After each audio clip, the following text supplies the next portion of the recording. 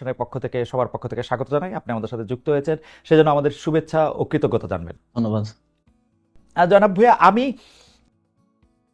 যেহেতু আপনি এই জুলাই আন্দোলন থেকে শুরু করে মানে 1 বছর আগে যে আন্দোলনটা একটা পরিণতি পেয়েছে সেটা থেকে শুরু করে সরকারে থাকার কারণে আপনি অনেক বিষয়ে কালের সাক্ষী, সেজন্য আপনাকে একটু শুরু থেকেই একটু শুরু করতে চাই।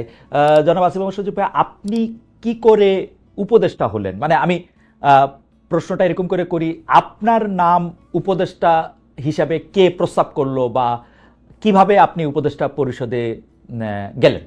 5 আগস্টের পর যখন সরকার গঠন প্রক্রিয়া চলছিল, 5 থেকে 8 আগস্ট এই সময়টাতে, 5 আগস্টে আমরা সবাই একটা জায়গায় তো একমত ছিলাম যে প্রধান উপদেষ্টা হবেন ডক্টর মোহাম্মদ ইউনূস। কিন্তু বাকিদের বিষয়টা ঠিক ছিল না। তবে আম, আমাদের কিংবা তখনকার যারা সমন্বয়ক সবার একটা এক্সপেরিয়েন্স হচ্ছে, দেখা গেছে আমাদের 69-এর গণ অভ্যুত্থানে ছাত্রদের অবদান আছে, 90-এর গণ অভ্যুত্থানে ছাত্রদের গুরুত্বপূর্ণ অবদান আছে, তারা জীবন দিয়েছে। কিন্তু পরবর্তীতে দেশ গঠন প্রক্রিয়ায় বা সেটাতে ছাত্রদের অংশীদারিত্ব না থাকার কারণে দেখা গেছে যে ছাত্রদের ভাগ্যের আসলে কোনো পরিবর্তন হয় নাই।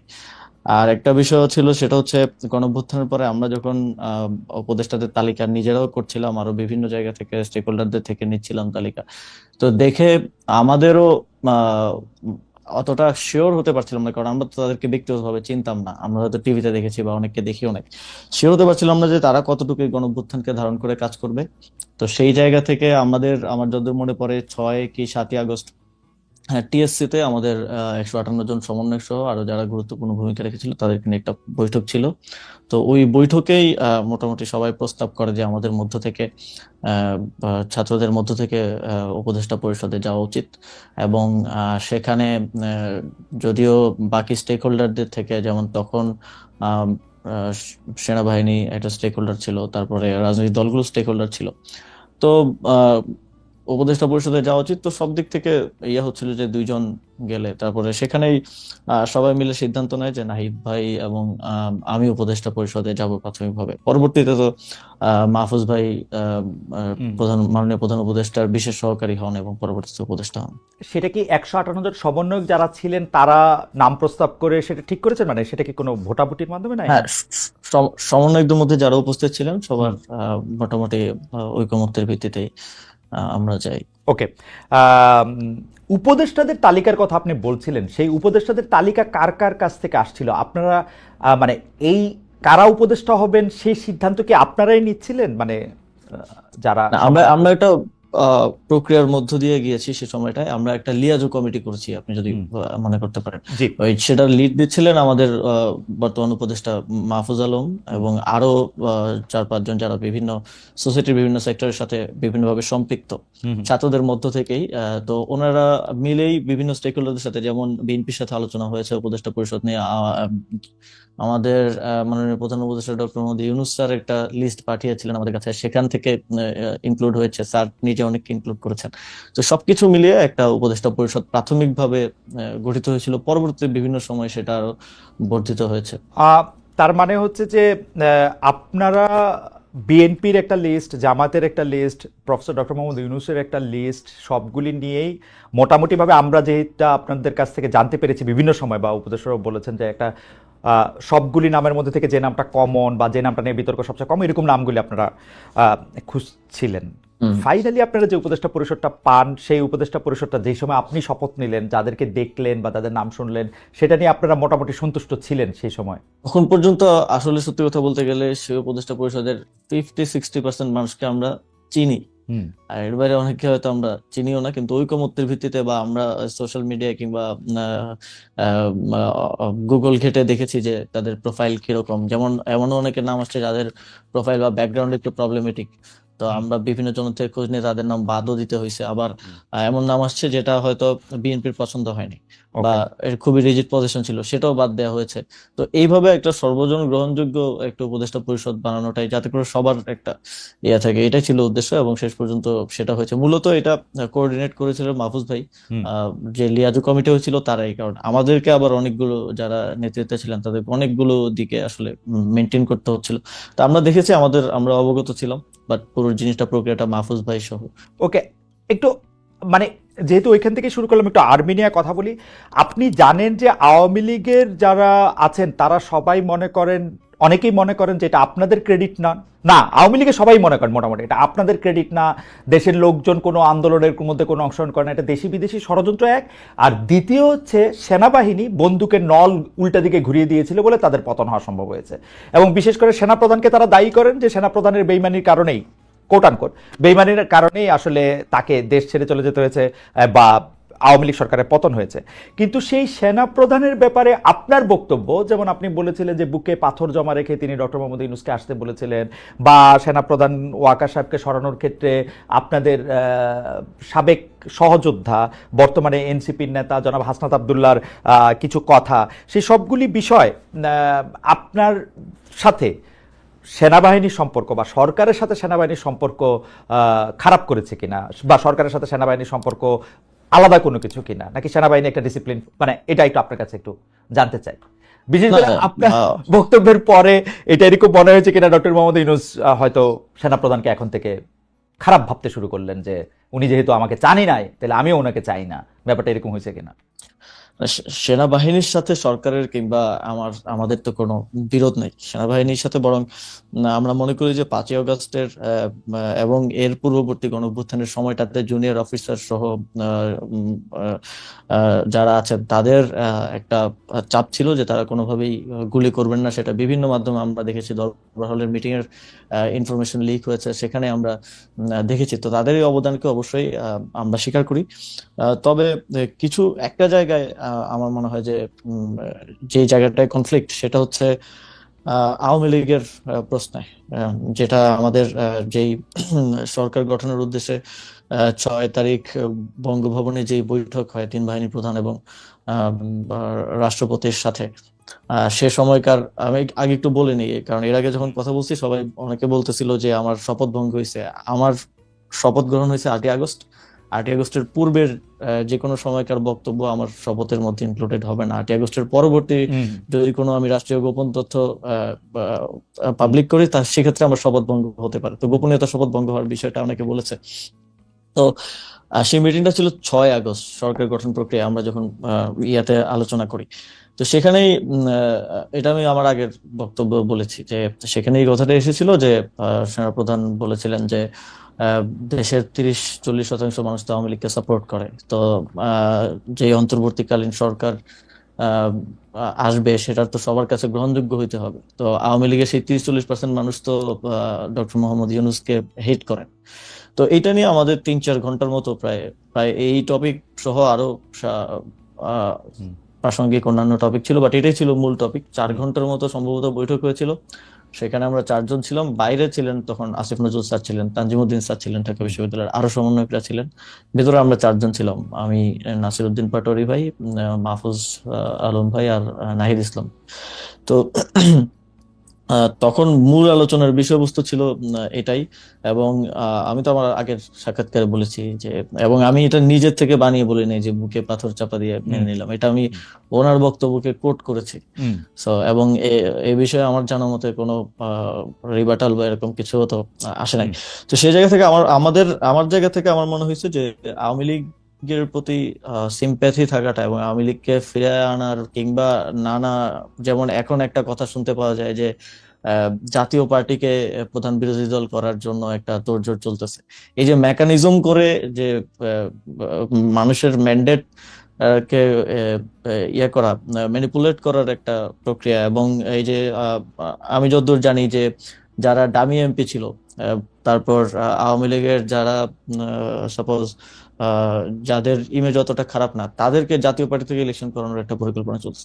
এই ধরনের উদ্যোগ বা এই ধরনের বিষয়গুলোর কারণেই কিন্তু আহ, আহ, আমি ব্যক্তিগতভাবে এবং সরকারেরও বিভিন্ন অংশ এই বিষয়টা নিয়ে হয়তো স্কেপটিক্যাল থাকতে পারে। এবং সেটা কতটুকু আসলে যেটা বলছেন যে স্যারের সাথে সম্পর্ক খারাপ, এটা আমি কখনো দেখি নাই। স্যার সবসময় সবাইকে ওন করে সবাইকে সাথে নিয়ে আসলে কাজ করতে চান। এবং মূলত 5ই আগস্টের পরে, এত বড় একটা অভ্যুত্থান বিপ্লবের পরে বাংলাদেশে যে পরিস্থিতি খারাপের দিকে যায় নাই, দেশটা যে একটা গৃহযুদ্ধের দিকে যায় নাই, বরং আস্তে আস্তে আরো স্টেবিলিটির দিকে আসছে।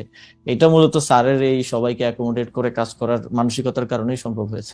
এই জায়গাটায় যদি আপনাকে একটু বলি, যে কারণ এগুলি খুবই গুরুত্বপূর্ণ প্রসঙ্গটা হচ্ছে এরকম যে ধরেন আপনি বলছিলেন যে মেকানিজম করে কোনো কিছুর একটা ম্যান্ডেট আদায় করা, যেমন আপনি এখন জাতীয় পার্টির কথা বললেন যে জাতীয় পার্টিকে প্রধান বিরোধী দল বানানোর একটা মেকানিজমের কথা শোনা যাচ্ছে।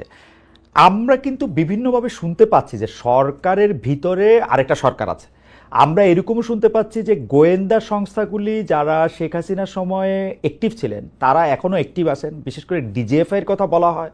কিন্তু আমরা তো দেখি ডিজিএফআই তো সরকার প্রধানকে রিপোর্ট করে, সেনা প্রধানকে না।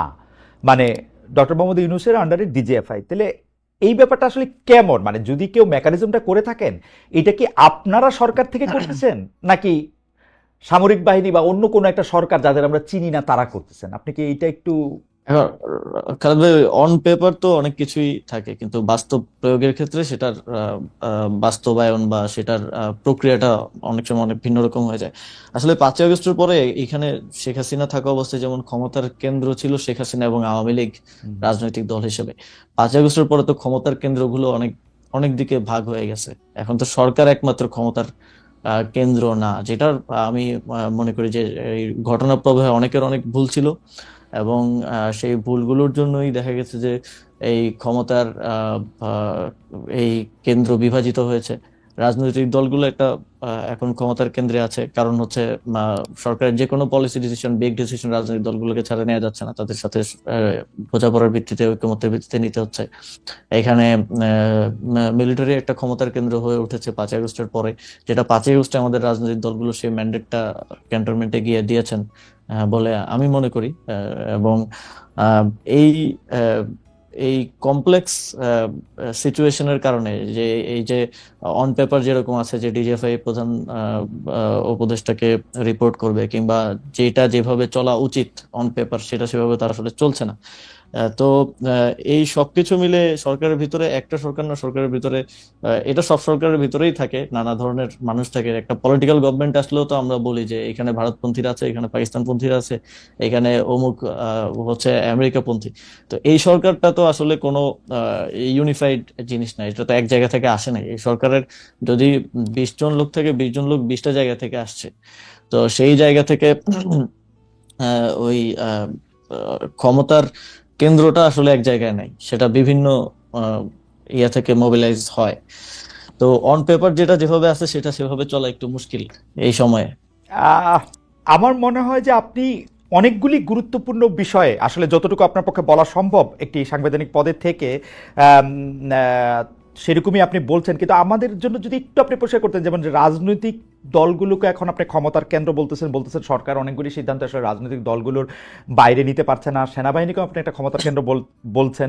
আমরা কি এরকম বলতে পারি, যেরকম আমরা আসলে মানে আমার কানে যেরকম করে কথা আসে সেটা হচ্ছে যে এখন বাংলাদেশ সরকারের অর্থাৎ আপনাদের সকল সিদ্ধান্ত নিয়ন্ত্রণ করছে বিএনপি? আমরা কি এরকমভাবে বলতে পারি যে আসলে জেনারেল ওয়াকারের পদপদবীর দিক দিয়ে তিনি আহ, আপনাদের সরকারের আহ, সরকারকে রিপোর্ট করার কথা থাকলেও কাগজে কলমে অনেক ক্ষেত্রে তিনি একটি পক্ষ হয়ে হচ্ছেন? আপনি কি এরকমটাই বলছেন? বা আপনি যদি এই ব্যাপারটা আরেকটু ব্যাখ্যা করতেন, যে রাজনৈতিক দল বলতে কি শুধু আপনি বিএনপিকে বোঝাচ্ছেন, নাকি জামাত বা এনসিপিকেও বোঝাচ্ছেন? ক্ষমতার কেন্দ্র সামরিকায়ন বলতে কি আপনি জেনারেল ওয়াকারকে বোঝাচ্ছেন, নাকি জেনারেল ওয়াকারেরও আয়ত্তের বাইরে এরকম কোনো কিছুর কথা আপনি বলছেন, কোনো বাইরের রাষ্ট্রের কোনো না, কিছু? আমি আমি আমি এখানকার মানে ক্ষমতার কেন্দ্র বলতে নির্দিষ্ট রাজনৈতিক দল না বলে আমি এখানে পলিটিক্যাল স্টাবলিশমেন্ট যেটা আছে, স্টাবলিশমেন্ট আকারে এখানে বলি। যেমন মনে করেন যে যদি উদাহরণ দেই যে স্থানীয় সরকার নির্বাচন, আমি তো স্থানীয় সরকার হুম, মন্ত্রণালয়ের হুম, দায়িত্বে। স্থানীয় সরকার নির্বাচনের সিদ্ধান্ত তো আমি নিতে পারি নাই, হুম, আমি না, শুধু আমার সরকারও নিতে পারে নাই, হুম, কারণ এখানে রাজনৈতিক দলগুলোর এখন ঐকমত্য কমিশনে যে আলোচনা হয়েছে, সেখানে স্থানীয় সরকার নির্বাচন নিয়ে যে আলোচনা হয়েছে, সেখানে আমার জানা মতে বিএনপি এবং তাদের কয়েকটা সহযোগী দল ছাড়া বাকি সবাই স্থানীয় সরকার নির্বাচনের বিষয়ে একমত ছিল। এবং আমিও চেষ্টা করেছি যে অন্ততপক্ষে, কারণ আহ, দিন শেষে নাগরিক সেবা থেকে শুরু করে উন্নয়ন কার্যক্রম যে ব্যাহত হচ্ছে, এবং মানুষ যে প্রতিনিয়ত তার একটা আইডি কার্ড বানাইতে গেলে বা একটা জন্ম নিবন্ধন, মৃত্যু নিবন্ধন, ওয়ারিশ সনদ, এই প্রত্যেকটা কাজ তো লোকাল গভর্নমেন্টে থেকে হয়, এগুলোতে যে ব্যাহত হচ্ছে, এটার দায়টা তো আমার উপরে আসে, যেহেতু আমি দায়িত্বে আছি। তো কিন্তু যখন সিদ্ধান্ত গ্রহণ প্রক্রিয়া এটা চলে যায়, তখন তো এটা বিভিন্ন এই যে ক্ষমতার যে কেন্দ্রগুলোর কথা আমি বললাম, সেখানে তো গিয়ে হচ্ছে আটকে যাচ্ছে। তো এখানে আমি কোনো নির্দিষ্ট দলের কথা না বলে পলিটিক্যাল স্টাবলিশমেন্টের কথা বলি, এবং কোনো নির্দিষ্ট ব্যক্তির কথা না বলে মিলিটারি স্টাবলিশমেন্টের কথা বলি, যেটা গত 15 বছরে 16 বছরে তৈরি করে যাওয়া হয়েছে। এবং আমি মনে করি যে শুধু এই সরকার না, এই সরকার তো অপেক্ষাকৃত একটা দুর্বল সরকার হিসেবে পরিচিত।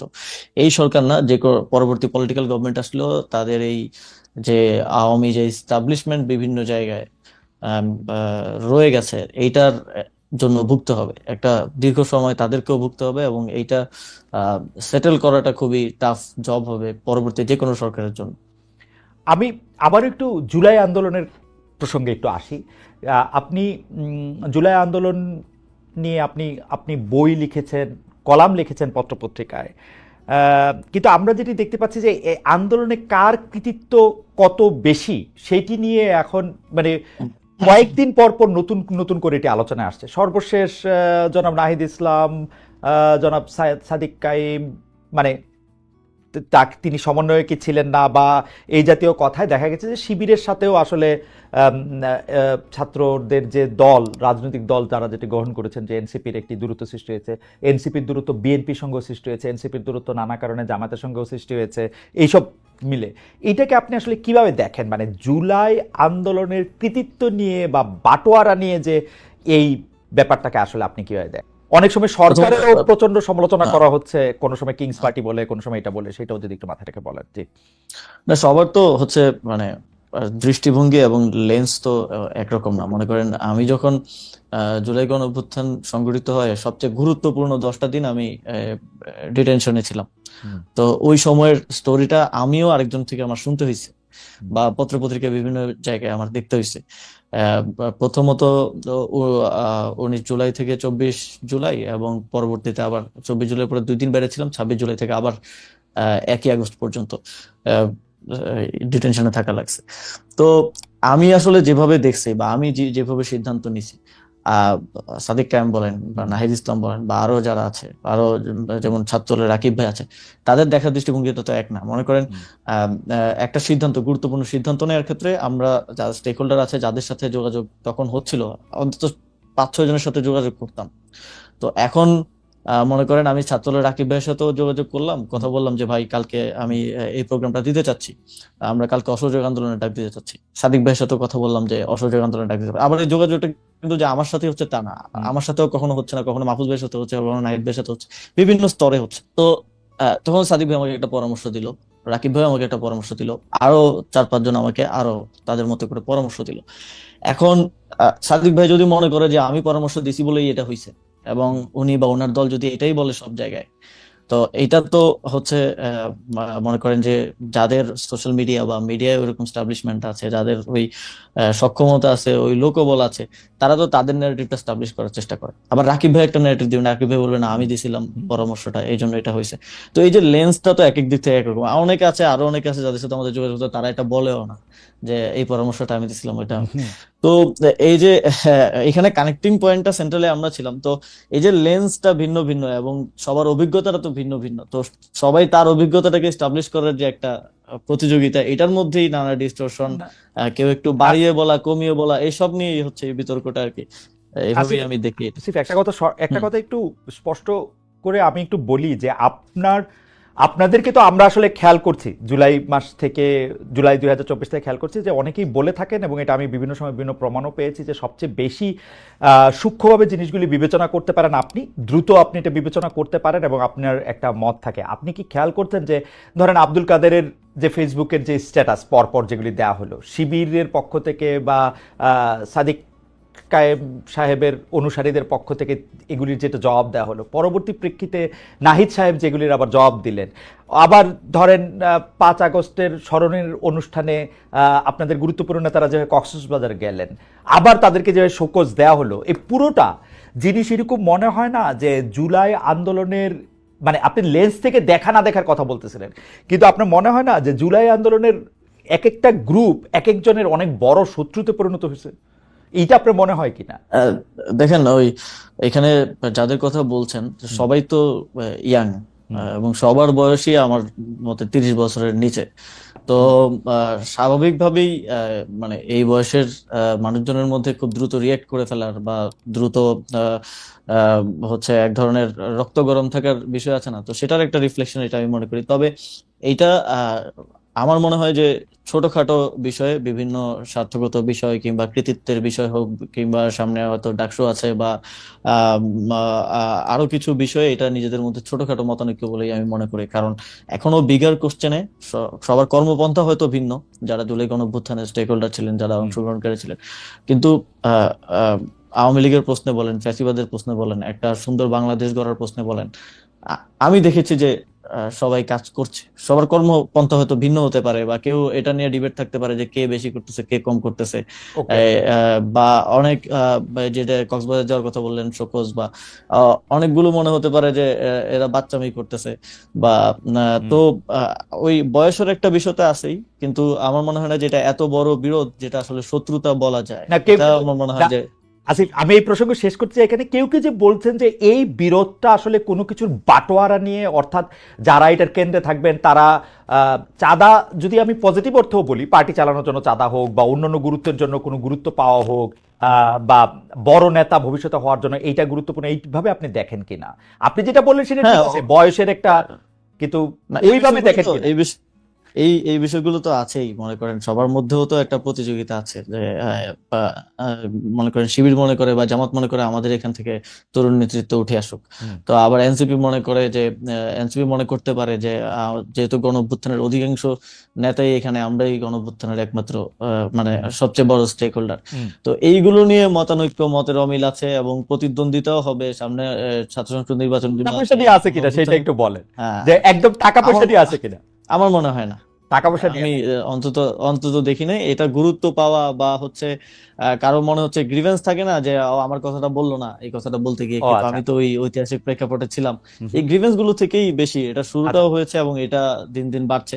তবে আমি মনে করি যে এই বিষয়গুলোতে আরো বেশি মানে যদি কমিউনিকেশন থাকে হুম। জুলাইয়ের বিভিন্ন পক্ষের মধ্যে, তাহলে আমার মনে হয় যে এই জিনিসগুলো জনসম্মুখে এরকম হাস্যকর পরিস্থিতিতে আসা থেকে আসলে ইয়া করা যায়। জনসমুখে হাস্যকর পরিস্থিতি, কিন্তু ঠিক আছে, আমি এই প্রসঙ্গ থেকে একটু অন্য প্রসঙ্গে যাই। অনেক সময় আপনার এবং জনাব মাহফুজ আলমের নিরপেক্ষতা নিয়ে প্রশ্ন ওঠে, কারণ আপনারা যেহেতু জুলাই আন্দোলনের সামনের দিককার মুখ, এবং আপনাদের বাকি বন্ধুরা যেহেতু বাকি সহযোদ্ধারা, আমি এভাবে যদি বলি, বাকি সহযোদ্ধারা যেহেতু এখন একটি রাজনৈতিক দল করেছেন, আপনারা সেখানে যাবেন কবে, কেন যাচ্ছেন না, আসলে যাবেন কিনা, সেগুলো নিয়ে নানা রকম প্রশ্ন ওঠে। আমি সেইখান থেকে আসলে সরাসরি এই প্রশ্ন করতে চাই যে আপনার মানে মাহফুজ আলমের উত্তর তো মাহফুজ আলম, জনাব মাহফুজ আলমের সাথে দেখা হলে নিশ্চয়ই তিনি দিবেন, কিন্তু আপনার কাছে প্রশ্ন যে আপনি রাজনীতিতে কবে যাবেন, পদত্যাগ করবেন কিনা, সরকারে থাকবেন কিনা, সে ব্যাপারে সিদ্ধান্ত নিয়েছেন কিনা? অনেকেই বলে থাকেন যে আপনি হয়তো রাজনীতি করবেন, ভোটও করবেন, কিন্তু যতদিন পারা যাচ্ছে ততদিন আপনি আপনার সরকারি বাসভবনে বা সরকারি পদে থাকতে চান। মানে আপনি, মানে আপনি আমার খুবই প্রিয়, সেই জন্য বলি যে অনেকে হ্যাঁ, বলে থাকে যে আপনি আহ, পতাকাবাহী গাড়িতে আরো কিছুদিন চড়বেন, তারপরে ইলেকশন যখন এগিয়ে আসবে তখন আপনি।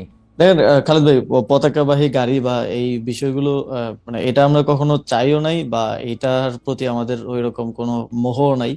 আমার দিক থেকে বিষয়টা হচ্ছে কিছু দায়িত্ব নিয়ে তো আমি এখানে আসছি, এবং কিছু দায়িত্ব গণঅভ্যুত্থানের সময়, সেই সময়টাতে যখন সমন্বয়করা আমাদেরকে সিলেক্ট করে তখন থেকেই দেয়া যে এই সরকারকে জুলাই গণঅভ্যুত্থানের পক্ষে রাখা, পক্ষের ডিসিশন গুলো নেওয়ার ক্ষেত্রে প্রভাবিত করতে করা, এবং ভয়েসটা যাতে থাকে সেই জিনিসটা নিশ্চিত করার জন্য সরকারে আসা। তারপরেও যদিও অনেক অন্যান্য মিনিস্ট্রির দায়িত্ব আসছে, ফর্মাল দায়িত্ব আসছে, তো সেই জায়গা থেকে আমি মনে করি যে এখনো আমাদের কিছু কাজ বাকি আছে। একটা বড় মাইলফলক হচ্ছে এই যে ঘোষণাপত্রটা আমরা ইয়া করতে পারলাম, জুলাই ঘোষণাপত্রটা দেওয়া সম্ভব হলো। এখনো জুলাই সনদ বাকি আছে। জুলাই সনদের বাস্তবায়ন প্রক্রিয়া কি হবে এটা নিয়ে বিভিন্ন ধরনের মতানৈক্য। আমাদের যে ঐকমত্য কমিশনের 1 মাস মেয়াদ বৃদ্ধি করা হয়েছে। তারপরে সংস্কার কমিশন, যেই সংস্কারের, আমার লোকাল গভর্নমেন্টের সংস্কার কমিশন ছিল, যেই সংস্কারের রিপোর্টগুলো দিয়েছে সেগুলোর একটা বা বাস্তবায়নের বিষয় আছে। এবং আমি মনে করি যে যেই দায়িত্ব নিয়ে এবং যাদের ম্যান্ডেট নিয়ে আমি এখানে এসেছি সেই অনেকগুলো দায়িত্বই আমাদের পালন করা বাকি রয়ে গেছে। তো সেই জায়গা থেকে যতটুকু সম্ভব সেই দায়িত্বগুলো শেষ করতে চাই, কারণ এটা একটা ঐতিহাসিক দায় হিসেবেও থেকে যাবে যদি আমি সেটা শেষ করে যেতে না পারি আমার জায়গা থেকে। তো সেটার জন্য আমরা আমাদের জায়গা থেকে কাজ করছি। তবে আমি নিজেও ব্যক্তিগতভাবে এটা এটা মনে করি, এটা আমি আগেও বলেছি যখন বিভিন্ন সময় কথা উঠেছে, যে আহ, রাজনীতিতে সরাসরি জড়িত কারো সরকারে থাকা উচিত না, যদিও এরকম আহ, কয়েকজনই আছেন। এবং আমরা মনে করি যে নির্বাচনকালীন সরকারে, স্পেসিফিকলি নির্বাচনকালীন সরকারে, কালীন সরকারে শুধু নির্বাচন করব কি করব না সেটার জন্য না, যদি আমি নির্বাচন নাও করি তাহলেও নির্বাচনকালীন সরকারে আমার থাকা উচিত না, যেহেতু এটা নিয়ে কনসার্ন আছে। এবং আমাদের গণতান্ত্রিক রূপান্তরের একটা, মানে আমাদের জুলাই গণঅভ্যুত্থানে যদি তিনটা ম্যান্ডেট আমি ধরি, যে বিচার, সংস্কার এবং গণতান্ত্রিক রূপান্তর, তো গণতান্ত্রিক রূপান্তরের যেই দায়িত্ব আছে এবং সেখানে কনফ্লিক্ট অফ ইন্টারেস্ট এড়িয়ে চলার যে বিষয় আছে, সেখান থেকে আমি মনে করি যে রাজনীতিতে যুক্ত হওয়ার ইচ্ছা আছে এরকম কারোই নির্বাচনকালীন সরকারে থাকা উচিত না, তফসিলের আগেই তাদের আসলে। এটা আমি, মাহফুজ আলম, আরো যদি কেউ থাকেন সরকারে, আরো যারা আছেন, সবারই নির্বাচনকালীন সরকারে থাকা উচিত না। কারণ আমাদের মাননীয় প্রধান উপদেষ্টা বারবারই বলছেন যে আমরা একটা বেস্ট ইলেকশন আসলে জাতিকে উপহার দিতে চাই। তো সেই জায়গায় কোনো কোশ্চেন এবং কনফ্লিক্ট অফ ইন্টারেস্টের জায়গা যাতে না থাকে, এটা নিশ্চিত করাটা আমি নিজের দায়িত্ব বলেও মনে করি। ওকে, তাহলে এখানে আবার দুইটা প্রশ্ন আছে। তার আগে শুধু এইটাই, এই লাইনে জেনে নিতে যে আপনি বলতেছেন যার রাজনীতি করার ইচ্ছা আছে বা যে রাজনীতি থাকবেন তিনি নির্বাচন করুক আর না করুক, নির্বাচনকালীন সরকারে থাকা উচিত। তা আপনার কি রাজনীতি করার ইচ্ছা আছে? অর্থাৎ আমি বলতে চাইতেছি যে আপনি কি নির্বাচনকালীন সরকারে থাকবেন? আমি তো ভাই 2018 সাল থেকে রাজনীতির সাথে যুক্ত। আমি তো অর্থাৎ আপনি রাজনীতি, অলরেডি রাজনীতিতে তার মানে এবং আমি নির্বাচনকালীন সরকারে থাকছি না অবশ্যই। নির্বাচনকালীন সরকার আপনি থাকছেন না। এখানে একটু আপনার কথা ধরে একটু বলি যে আপনি জুলাই ঘোষণাপত্রের কথা বলছিলেন, আপনি সংস্কার কমিশনগুলি, জাতীয় ঐক্যমত্য কমিশন নিয়ে আপনি বলছিলেন, কিন্তু অ্যাপারেন্টলি জুলাই ঘোষণাপত্র আপনারা যেটা দিলেন, যেটা দেওয়ার কথা সরকার যেটা দিল, সেটা নিয়ে আপনার বন্ধুরাই অর্থাৎ এনসিপি এটা নিয়ে আসলে খুব খুশি না। জামায়াতে ইসলামীও এটাতে আসলে তার ইয়ে প্রকাশ করেছে। অন্যান্য রাজনীতিগুলো অ্যাপারেন্টলি বিএনপি শুধু এটাকে পছন্দ করেছে। অনেকে এইটাও বলছেন যে বিএনপির ডিকটেশনে এই জুলাই ঘোষণাপত্র তৈরি হয়েছে। আমি যদি বিটিভির ফ্রেমিংয়ের কথা বলি, বিটিভির ফ্রেমিংয়েও বারবার ডক্টর ইউনূসের সাথে সবচেয়ে প্রমিনেন্ট করে মির্জা ফখরুল ইসলাম আলমগীর, অর্থাৎ যিনি বিএনপির নেতা হিসেবে সেখানে গিয়েছেন, তাকে দেখানো হচ্ছিল। এইটা, এটার কারণ কি? ডক্টর মোহাম্মদ ইউনূস কি অনেকটা বিএনপির দিকে ঝুঁকে পড়েছেন, এরকম মনে হয় আপনার? আহ, এই রাজনৈতিক বিষয়ে বোধহয় আমার মন্তব্য করাটা ঠিক হবে না। তবে আমি যতদূর জানি জুলাই যে ঘোষণাপত্রটা হয়েছে সেই ঘোষণাপত্রটা মেইনলি গত 6-7 মাস ধরে এটা নিয়ে কনসালটেশন চলছে। অনেকগুলো দলই তাদের প্রস্তাবনা দিয়েছে, কিন্তু প্রস্তাবনা নিয়ে অনেক দলের সাথে হয়তো ফিডব্যাক বা পরবর্তী আলোচনা হয় নাই, ফলো আপটা হয় নাই। বাট প্রধান 3 দলের সাথে আলোচনা হয়েছে বলে আমি জানি, বিএনপি, জামাত এবং এনসিপির সাথে। উপদেষ্টা পরিষদের কয়েকজন সদস্য ওনাদের সাথে বসেছেন, আলোচনা করেছেন, এবং ব্রডলি একটা ঐকমত্যে এসে এই পেপারটা দেয়া হয়েছে। তবে মানে আমি যদি বলি যে রাজনৈতিক দলগুলোকে একটা সিঙ্গেল সেন্টেন্স যদি লিখতে বলি, সবাই তো ভিন্ন ভিন্ন লিখবে। তো এত বড় একটা পেপার তো 100% ঐকমত্যের ভিত্তিতে আসা সম্ভব না। যতদূর আমি জানি যে 10-15% ঐকমত্য ছিল না, যেটা পরবর্তীতে সরকার সেগুলোর বিষয়ে সিদ্ধান্ত নিয়েছে। ওকে। তবে মনে করেন 5ই আগস্ট 2024 সালের 5ই আগস্ট যদি আমরা একটা ঘোষণাপত্র বা প্রক্লেমেশন দেওয়ার মতো বাস্তবতায় থাকতাম বা দিতে পারতাম, সেটার ক্ষেত্রে তো আমাদের কারোর সাথে কথা বলা প্রয়োজন হতো না। কিন্তু যেহেতু পরবর্তীতে সিদ্ধান্ত হয়েছে, সরকার দায়িত্ব নিয়েছে যে রাজনৈতিক দলগুলোর সাথে ঐকমত্যের ভিত্তিতে এটা দেয়া হবে, এবং এটার সাংবিধানিক স্বীকৃতি, পরবর্তী নির্বাচিত সরকারের স্বীকৃতির একটা ব্যাপারও আছে। তো সেই জায়গা থেকে আহ ওই ঐকমত্যটা প্রয়োজন হয়েছে। এবং সেখানে আমি মনে করি যে সেখানে ছাত্রদের পক্ষ থেকেও কিছু কম্প্রোমাইজ করতে হয়েছে, বিএনপির পক্ষ থেকেও কিছু ছাড় দিতে হয়েছে। সবার ছাড় দেওয়ার জায়গা থেকে একটা মোটামুটি অ্যাগ্রিড ডকুমেন্টে শেষ পর্যন্ত আসা হয়েছে। তবে আমি মনে করি যে ইয়ার ক্ষেত্রে জুলাই গণঅভ্যুত্থানের রাষ্ট্রীয় এবং সাংবিধানিক স্বীকৃতি পাওয়াটা একটা বড় বিষয়, এবং এই ঘোষণাপত্রটি অপরিহার্য ছিল। এবং এইটা এর বিষয়ে অনেকের অনেক মত দ্বিমত থাকতে পারে, তবে এটা যে অপরিহার্য ছিল এই বিষয়ে কারোর আসলে কোনো দ্বিমত আচ্ছা, থাকার কথা না। ওকে। জুলাই ঘোষণাপত্র বা রাজনীতি নিয়ে আমরা একটু আবার পরে যদি সুযোগ হয় তাহলে আপনার সাথে কথা বলবো। একটু আপনার উপদেষ্টা বা মন্ত্রী হিসাবে আপনার দায়িত্ব পালনকালীন সময়কার কথা বলি। হুম, প্রথম মানে কিছু অভিযোগও বলি না আসিফ। যেমন ধরেন মন্ত্রী হিসাবে মানে আসলে উপদেষ্টা তো মন্ত্রীর পদমর্যাদা সমান, আপনি যেসব সরকারি নিরাপত্তা থাকে তার সবই আপনি পাচ্ছেন, তারপরও আপনি আগ্নেয়াস্ত্রের লাইসেন্স নিয়েছেন সেটি মানে ঠিকই আছে, সরকারি পদবীর যোগ্যতা বলে তাই আপনি নিয়েছেন, কিন্তু মন্ত্রীর যে নিরাপত্তা ব্যবস্থা তার সেই সময় আপনি ভরসা রাখতে পারেননি, ভুলে আপনি আহ, রাখতে পারেননি বলেই তো আপনি আগ্নেয়াস্ত্রের লাইসেন্স নিয়েছেন। তো সেটা আবার ভুল করে ম্যাগাজিন বিদেশে নিয়ে গেছেন। আমার প্রশ্ন সেখানেও না, আমার প্রশ্ন হচ্ছে আপনি একটা ফেসবুক পোস্টে এরকম দিয়েছিলেন যে রাষ্ট্রীয় গুরুত্বপূর্ণ তথ্য বা ভিডিও বিদেশে কেন সাংবাদিকদের কাছে গেল বা সাংবাদিকদের কাছে গেলে এটা নিয়ে আপনি প্রশ্ন তুলেছেন। আপনার কাছে কি মনে হয় এই প্রশ্ন তোলাটা ঠিক আছে? মানে আমরা না মানে যে কোনো সাংবাদিকই যে কোনো জায়গায় তো যে কোনো তথ্য পেতে পারেন। আপনি ওইটা আপনার কাছে একটা বড় বিষয় কেন মনে হলো যে বিমানবন্দর থেকে এই ভিডিওটা যেখানে গেছে আপনি সেটা ব্যাখ্যা দিয়েছেন, কিন্তু এটা ভুল করে গেছে, তারপরে এটা কিভাবে সেটা চলে গেছে সেটার ব্যাখ্যা আপনি দিলেন। প্রথমত কারেকশন হচ্ছে ওই ইয়াটা ম্যাগাজিন বিদেশে যায়নি, বাংলাদেশের না না, বিমানবন্দরে আমি সেটা বিদেশে স্ক্যানিং। যাইছি এটা বলি নাই, হ্যাঁ বাংলাদেশে এয়ারপোর্টে ধরা পড়ছে, হ্যাঁ ঠিক আছে। হ্যাঁ হ্যাঁ। হ্যাঁ হ্যাঁ, সেটা স্ক্যানিং এ এসেছে। তো এটা আসলে ওই সেদিন আমি একদম ভোরে আমার নিজের ব্যাগ তো নিজেরই গুছাতে হয়, তো গুছাতে হচ্ছিল যে কারণে আমি আহ, আহ, ইয়াটা পিস্তলটা বাইরে রাখলেও ম্যাগাজিনটা আসলে রাখতে ভুলে গেছিলাম বাইরে, তো সেটা চলে গিয়েছিল ভুলবশত। এটা আনইনটেনশনাল ছিল, কারণ ম্যাগাজিন দিয়ে আমি আসলে কি অ্যাচিভ করব, বাট এটা একটা ভুল তো অবশ্যই ছিল।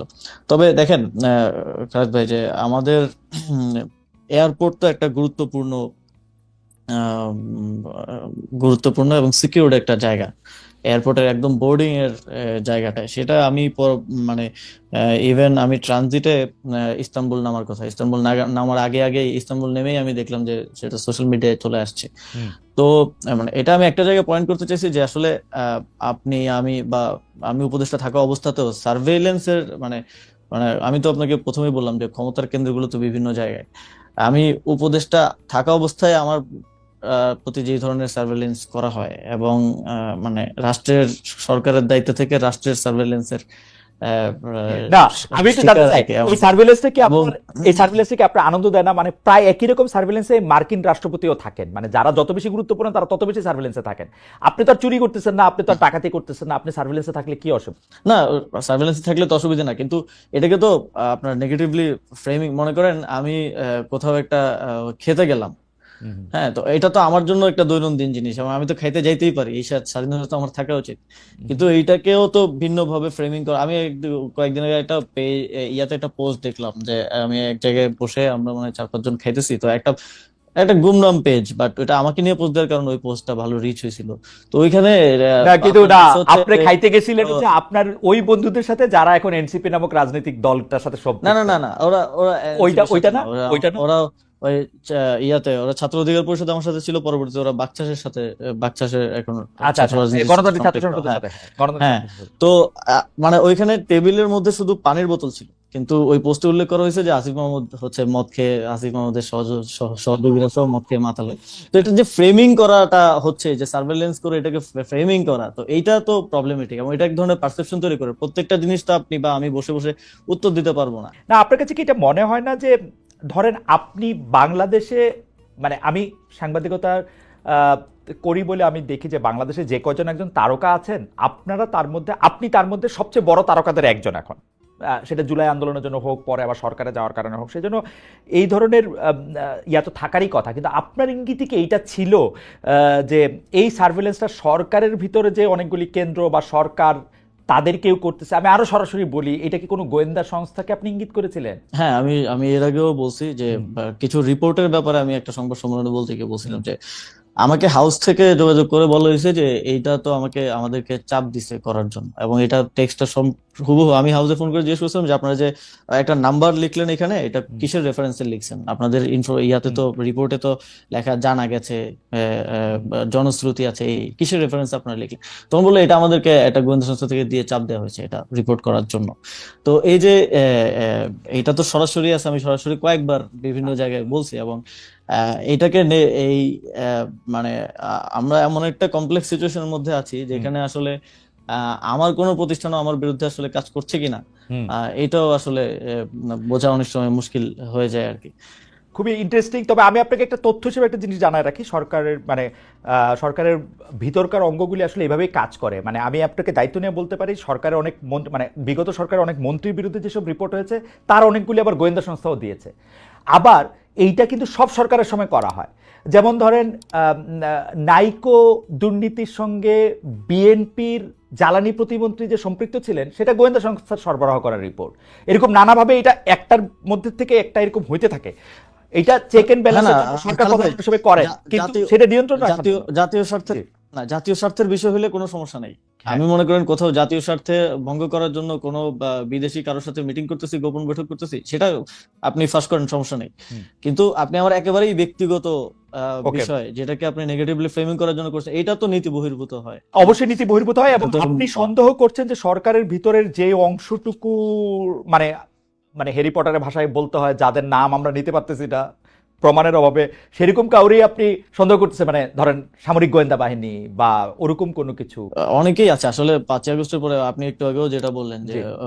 অনেকেই স্বার্থের জন্য যারা জুলাই গণঅভ্যুত্থানে আমাদের সাথে ছিল তারও হয়তো আমাদের বা আমার সাথে নাই। আবার এনসিপির তো মনে করেন যে আমাদের অন্যান্য সহযোদ্ধারা যে রাজনৈতিক দলে আছে হুম। তাদের তো ওনারা তো ইউনাইটেড আছেন এক জায়গায়। তো কেউ একজন বিপদে পড়লে বাকিরা হয়তো বাঁচাতে পারেন। তো আমরা তো সরকারে যারা আছি তারা তো ওই দেখা দেখা যায় যে যারা সাবেক সহযোদ্ধা তারাও আমাদেরকে বক্তব্যে বক্তব্যে গালিগালাজ করছেন যে সরকার এই কাজটা করতে পারতেছে না, ওইটা করতে পারতেছে না। পরিষ্কার। তো আমরা তো এক ধরনের একা, আমাদের তো কোনো বন্ধু নাই। পরিষ্কার। আমি আমি এই জিনিসটা খেয়াল করলাম, জনাব মাহফুজ আলম কয়েকদিন আগে একটা স্ট্যাটাস দিয়েছিলেন, ফেসবুক স্ট্যাটাস, সেখানেও তিনি প্রায় একই ধরনের কথা বলছিলেন যে আসলে মানে নতুন রাজনৈতিক দলকে তিনি ইঙ্গিত করেছিলেন, এই আহ, আহ, নানা ধরনের দুর্নীতির প্রসঙ্গ তিনি ইঙ্গিত করেছিলেন।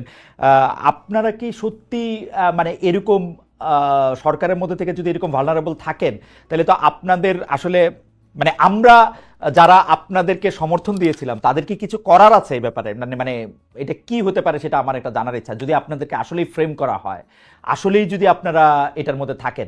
আমি অবশ্য মানে আপনাদের বিরুদ্ধে অভিযোগগুলিও আমি একটু বলতে চাই। আপনি কি মনে করেন যে মানে আমাদের, আপনি এক দুই লাইনে বলবেন যে এখানে আমরা আসলে কি করতে পারি? যেমন ধরেন সরকারের কোনো একটি গোয়েন্দা সূত্র যদি বরাত দিয়ে এটি জানায়, যাদেরকে আমরা হুইসেল ব্লোয়ার বলি, আপনার বিরুদ্ধেও কোনো খবর যখন করে বা তথ্য যখন দেয়, তখন তো আমি এটা ছাপবই, কিন্তু বা প্রকাশ করতেই চাইবো। কিন্তু আপনি যদি মনে করেন যে এটা ফ্রেমিং করা হচ্ছে, সেখানে সাংবাদিক হিসেবে আমার আসলে করারটা কি আসলে, মানে আমরা না কি করবো? না, খালেদ, আপনার আপনার যদি মনে হয় যে এই তথ্যটা সঠিক, আপনি অবশ্যই আপনার হুম। ইনভেস্টিগেশনও করবেন, আপনি হুম। অবশ্যই এটা ভেরিফাই করবেন, তাহলে আপনি অবশ্যই ছাড়বেন। এবং সেটা যদি আপনার জার্নালিজমের নর্মসের মধ্যে পড়ে যে হুম। ঠিক আছে এটা জাতীয় স্বার্থের বিষয় বা এর হুম। কোনো দুর্নীতির প্রমাণ, তাহলে তো অবশ্যই ছাড়বেন। কিন্তু যেটা একেবারেই ব্যক্তিগত বিষয়গুলোকে নিয়ে যেভাবে ফ্রেমিং করা হয়, কিংবা এই যে রেফারেন্সলেস ভাবে নিউজ করা, ওকে। এবং এই যে হাওয়া থেকে বিভিন্ন ইনফরমেশন আসলে ছড়ানো,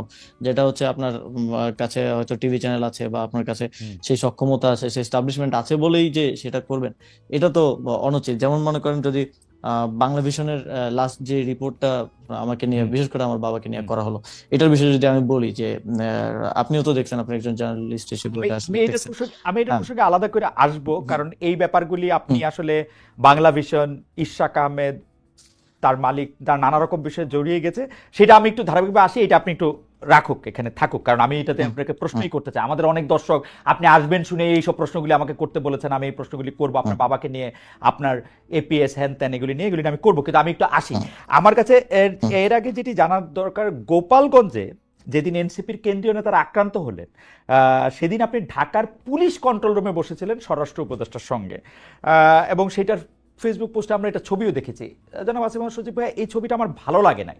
এটা যে আমার ভালো লাগে নাই, এইটা আমি আমার বিভিন্ন কথা আমি বলতেও চেষ্টা করেছি, জানতেও চেষ্টা করেছি। আজ আপনাকে পেলাম, তাই আপনার কাছে একটু জানতে চাই, আপনি কোন ক্ষমতা বলে সে একটা কন্ট্রোল রুমে বসেছিলেন, এবং আপনি কি নির্দেশ কাকে দিচ্ছিলেন যে মানে এটা করতে হবে বা ওইটা করতে? না, আমি আমি কাউকে কোনো নির্দেশ দিচ্ছিলাম না। আমি সেখানে একটু মানে মূলত আমি হচ্ছে সরকারের আইন শৃঙ্খলা বিষয়ক যে উপদেষ্টা কমিটি, সেই কমিটির সদস্য, এবং সেটা হিসেবে আইন শৃঙ্খলা বিষয়ক ইয়াতে আমার থাকার ক্ষেত্রে ফর্মাল আসলে অফিসিয়াল কোনো বাধা নাই। এবং সেখানে ওই সময়টা তো খুব ক্রাইসিস সিচুয়েশন যাচ্ছিল, সেখানে যে কোনো ধরনের দুর্ঘটনা ঘটতে পারতো। তো সেই জায়গা থেকে কোনো সরকারের আইন ধরনের আমাকে শৃঙ্খলা, আমি একটু একটু একটু করে শুনে শুনে আসি, সরকারের আইন শৃঙ্খলা বিষয়ক কমিটিতে আর কে আছে? মানে স্বরাষ্ট্র উপদেষ্টা আপনি, আর কোন উপদেষ্টা কে আছেন? হ্যাঁ, আরো প্রায় এটা হয়তো 12 জন উপদেষ্টার আইন শৃঙ্খলা বিষয়ক কমিটি। মানে 12, মানে আইন উপদেষ্টা শৃঙ্খলা বিষয়ক কমিটির সব উপদেষ্টাই মোটামুটি, না, সব উপদেষ্টা না, 12 জন সদস্য বোধহয়। এবং তারা এরকম কন্ট্রোল রুমে গিয়ে থাকতে পারেন, মানে আইনে বাধা নাই? না, ফর্মালি তো এতে কোনো আসলে বাধা নাই। আমি আচ্ছা, তো সরাসরি কোনো নির্দেশনাও দিচ্ছিলাম না, যেটা স্বরাষ্ট্র উপদেষ্টা নির্দেশনা দিচ্ছিলেন, আমি সেখানে কোঅর্ডিনেশন করার চেষ্টা করছিলাম। যেমন মনে করেন, এই যে পুলিশ পাঠানো হবে, কিন্তু পদ্মা সেতুর সামনে বৈষম্যবিরোধী ছাত্র আন্দোলনের লোকজন অবরোধ করে রাখছে, পুলিশ যেতে পারছে না। তো এই কারণে এই কোঅর্ডিনেশনটার জন্য স্বরাষ্ট্র উপদেষ্টা তিনি আমাকে ফোন করেছিলেন, আমি গিয়েছিলাম। এবং তো ওদের সাথে যেহেতু আমার যোগাযোগ আছে, পূর্ব পরিচিতি আছে, তো ওদেরকে বলে তখন ওই কোঅর্ডিনেশনটা করা, যাতে করে সেখানকার ওই পরিস্থিতি সামাল দেওয়ার ক্ষেত্রে কোনো ধরনের বাধা তৈরি না এই হয়। এই ছবিটি কে তুলেছিল? আপনার কোনো সহকারী, মানে কে পোস্ট করেছিল এই ছবিটির? উম এই ছবিটা আমার সাথে থেকে কেউ তুলেছিল, এবং আমার পেজে হয়তো ইয়ে আপনি, করেছে। হ্যাঁ, যে আপনার হুম। পেজে এটা পোস্ট করেছিলেন কি আপনি এটা জানাতে, যে মানে আপনি খুব পাওয়ারফুল একজন উপদেষ্টা, আপনি ইচ্ছা করলে? না, না, এইটা পোস্ট করা হয়েছিল যে সরকার এটা নিয়ে কাজ করতেছে। তখন এই ধরনের একটা ইয়া চলছিল যে সরকার কিছু করতেছে না, এখানে মানুষগুলো মারা যেতে পারে। তো অ্যাটলিস্ট গভর্নমেন্টেরও তো একটা ইয়া থাকা, সে থাকা উচিত, সেই জায়গা থেকে যে গভর্নমেন্ট ইজ ওয়ার্কিং এবং গভর্নমেন্ট ইজ কনসার্ন। মানে এটা আপনার মাসল দেখানো না তো? আপনার পিস্তলের ম্যাগাজিন না, দেখানো এটা বা পিস্তলের গুলি দেখানো না, না? এটা এটা কোনোভাবেই না। এবং ইয়াতে মানে ওইটাও তো ম্যাগাজিন তো দেখানোর জন্য না, না ওইটা, দেখানো, না না, ওইটা যে আমি, কারণে ওইটা আমি আমি, ওইটা আমি আমি নিজেও বিব্রত আচ্ছা, হয়েছে। হ্যাঁ, কিন্তু ওইটা, ওই ছবিটা আপনি পোস্ট করেছিলেন এই কারণে না তো? দেখো যে আমি কিন্তু আম হিয়ার, আম দ্য চেয়ার, আমি ওরকম বলার জন্য না তো? না মানে আছে না একটা না, ফ্লেক্স নেওয়া? আমার মনে হয় যে এই সরকারের একটা দুর্বলতার জায়গা হচ্ছে এই সরকারের কমিউনিকেশন হুম, আসলে একটু হুম। কম। দেখা যায় আওয়ামী লীগের সময় আমরা দেখেছি যে কাজ যতটুকু করতে এর থেকে বেশি বলতো। তো এই সরকারের কমিউনিকেশনটা এই সরকারের একটা বড় দুর্বলতা, যে অনেক কাজ হচ্ছে কিন্তু সেগুলোর কমিউনিকেশন হচ্ছে কই না। মানুষ ভাবতেছে যে আমার কাছে তো, গভর্নমেন্ট কোনো আমার কাজ কাছে করতেছে না। আমার কাছে তো মনে হয় যে আমাদের প্রেস সচিব, আমাদের সিনিয়র সাংবাদিক শফিক ভাই বেশ ভালোই করছেন, সরকার যতটুকু করছে তার না, চেয়ে। হ্যাঁ, হ্যাঁ, শফিক ভাই তো করছেন। শফিক ভাই তো মাননীয় প্রধান উপদেষ্টা প্রেস সচিব, সরকারে তো আরো 22-24 জন উপদেষ্টা আছেন, উপদেষ্টার বিশেষ সহকারী কোন আছেন। আপনি কয়জনকে আসলে মিডিয়াতে দেখেন? আচ্ছা, এটা কে ঠিক করে জনাব আসিফ? যে আমি এটা উনাকে জিজ্ঞেস করছিলাম যে আপনার তো 22 জন উপদেষ্টা আছে, উনার অফিসে জিজ্ঞেস করছিলাম, আসলে ডেপুটি প্রেস সেক্রেটারির সাথে কথা হচ্ছিল, যে 22 জন উপদেষ্টা আছে, যে এর মধ্যে আপনি কোন উপদেষ্টার কাজকে সামনে আনবেন, কোন কাকে পিছনে আনবেন? কারণ আমরা দেখি মাঝে মাঝে উপদেষ্টাদের কথাও প্রেস উইং থেকে বলা হয়, কিন্তু কার কথা কিভাবে বলা হবে এটা কি মানে ক্যাবিনেটে বসে আপনারা ঠিক করেন, নাকি ডক্টর ইউনূস নির্দেশ দেন যে এদের এদের কথা বলবেন বা আমার কথা বলবেন? না, এটা হচ্ছে মাঝে মধ্যে হয়তো দেখেন যে ইয়ার সাথে, শফিক ভাইয়ের সাথে সংবাদ সম্মেলনে উপদেষ্টারা থাকেন। তো হুম, হুম। কনসার্ন যেই মন্ত্রণালয়ের কাজ হয়, যেমন আমার মন্ত্রণালয়ে একটা ইয়া আইন পাশ হলো, সেটার বিষয়ে ব্রিফ করার জন্য আমি ওনার সাথে গেলাম, বা অন্য কারো কনসার্ন। তবে আমি দেখেছি যে উপদেষ্টার মধ্যে বেশিরভাগের মধ্যেই একটা মানে প্রচার বিমুখতা আছে। হুম। এবং স্বাভাবিকও, ওনারা তো আর পলিটিক্স করা, বা ওনারা তো সামনে আসার যে পলিটিক্যাল গভর্নমেন্টের মধ্যে যে ড্রাইভটা থাকে, যে আমি কাজ করছি এটা দেখাইতে হবে, এই যে একটা দায়ের জায়গা থাকে, তো এইটা তো ওনাদের নাই। সেই জায়গা থেকে কমিউনিকেশন গ্যাপ আছে। তো সেই জায়গা থেকেও মাঝে মধ্যে দেখা যায় যে মাঝে মধ্যে আমি চেষ্টা করি যে কমিউনিকেট করার, কারণ দেখা যায় যে এখন রিয়াকশনটা খুব দ্রুত হয়।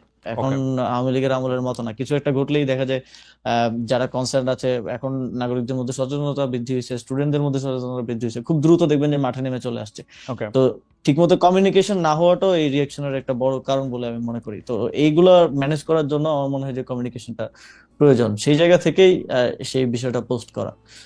ওকে। আমি আইন উপদেষ্টা ডক্টর আসিফ নজরুল আমাদের অনুষ্ঠানে এসেছিলেন, তখন তিনি আমার একটি প্রশ্নের জবাবে বলেছিলেন যে চট্টগ্রামের মেয়র শাহাদাত সাহেব কেন মেয়রের দায়িত্ব পেলেন, দক্ষিণ ঢাকার ইশাক সাহেব কেন পেলেন না?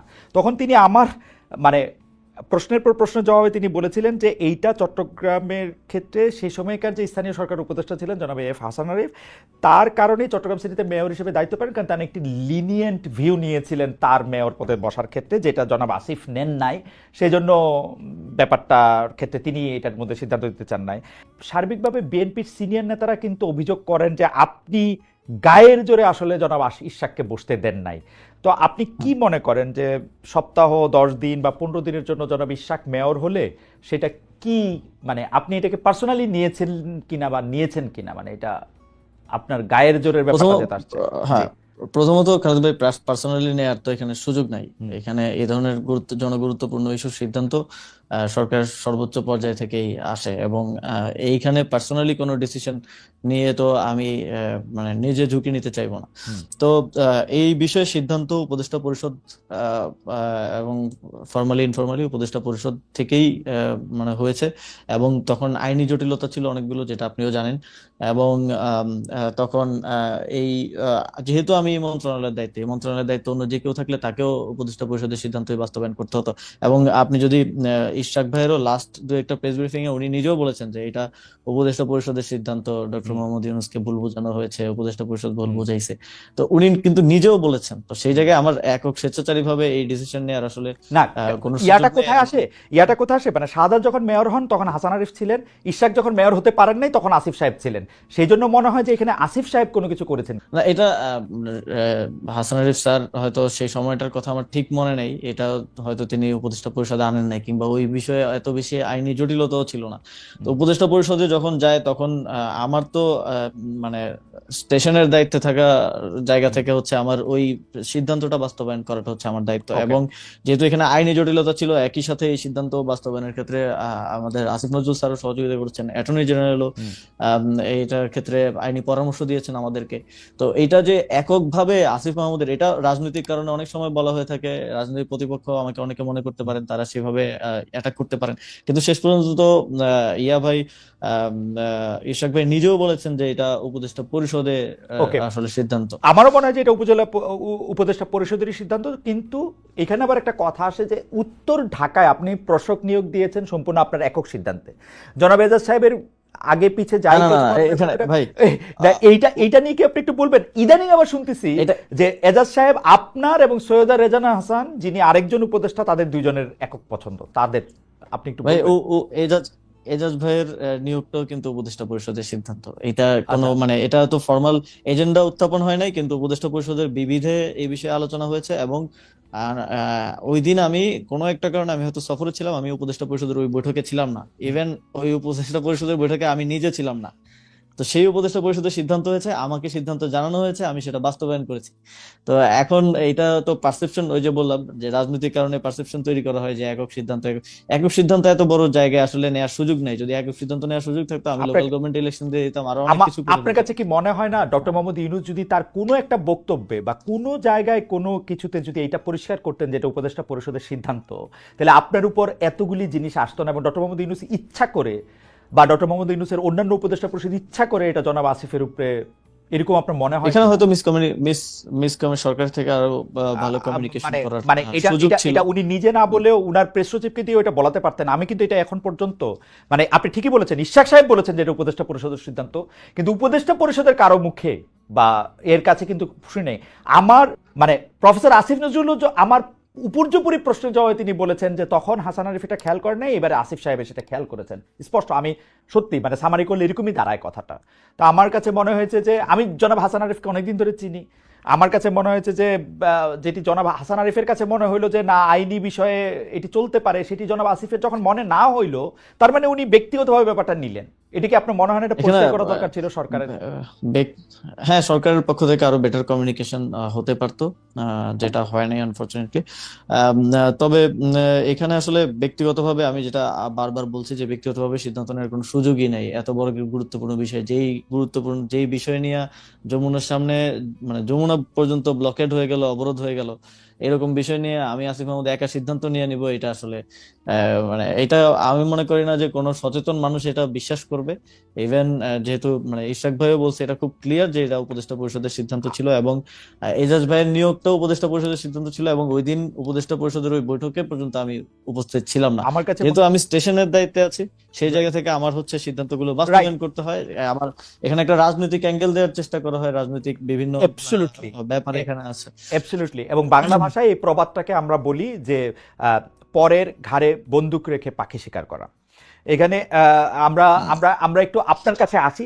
সেইটা হচ্ছে যে সম্প্রতি মুরাদনগরে, মানে ইনসিডেন্টালি আমি জনাব আসিফ মাহমুদ সজীব ভাই আপনার কাছ থেকে আরেকটু বেশি সময় আমি একটু চেয়ে নিচ্ছি, যে কারণ আমরা একটু হুম। আরো কিছু প্রশ্ন আপনার মধ্যে।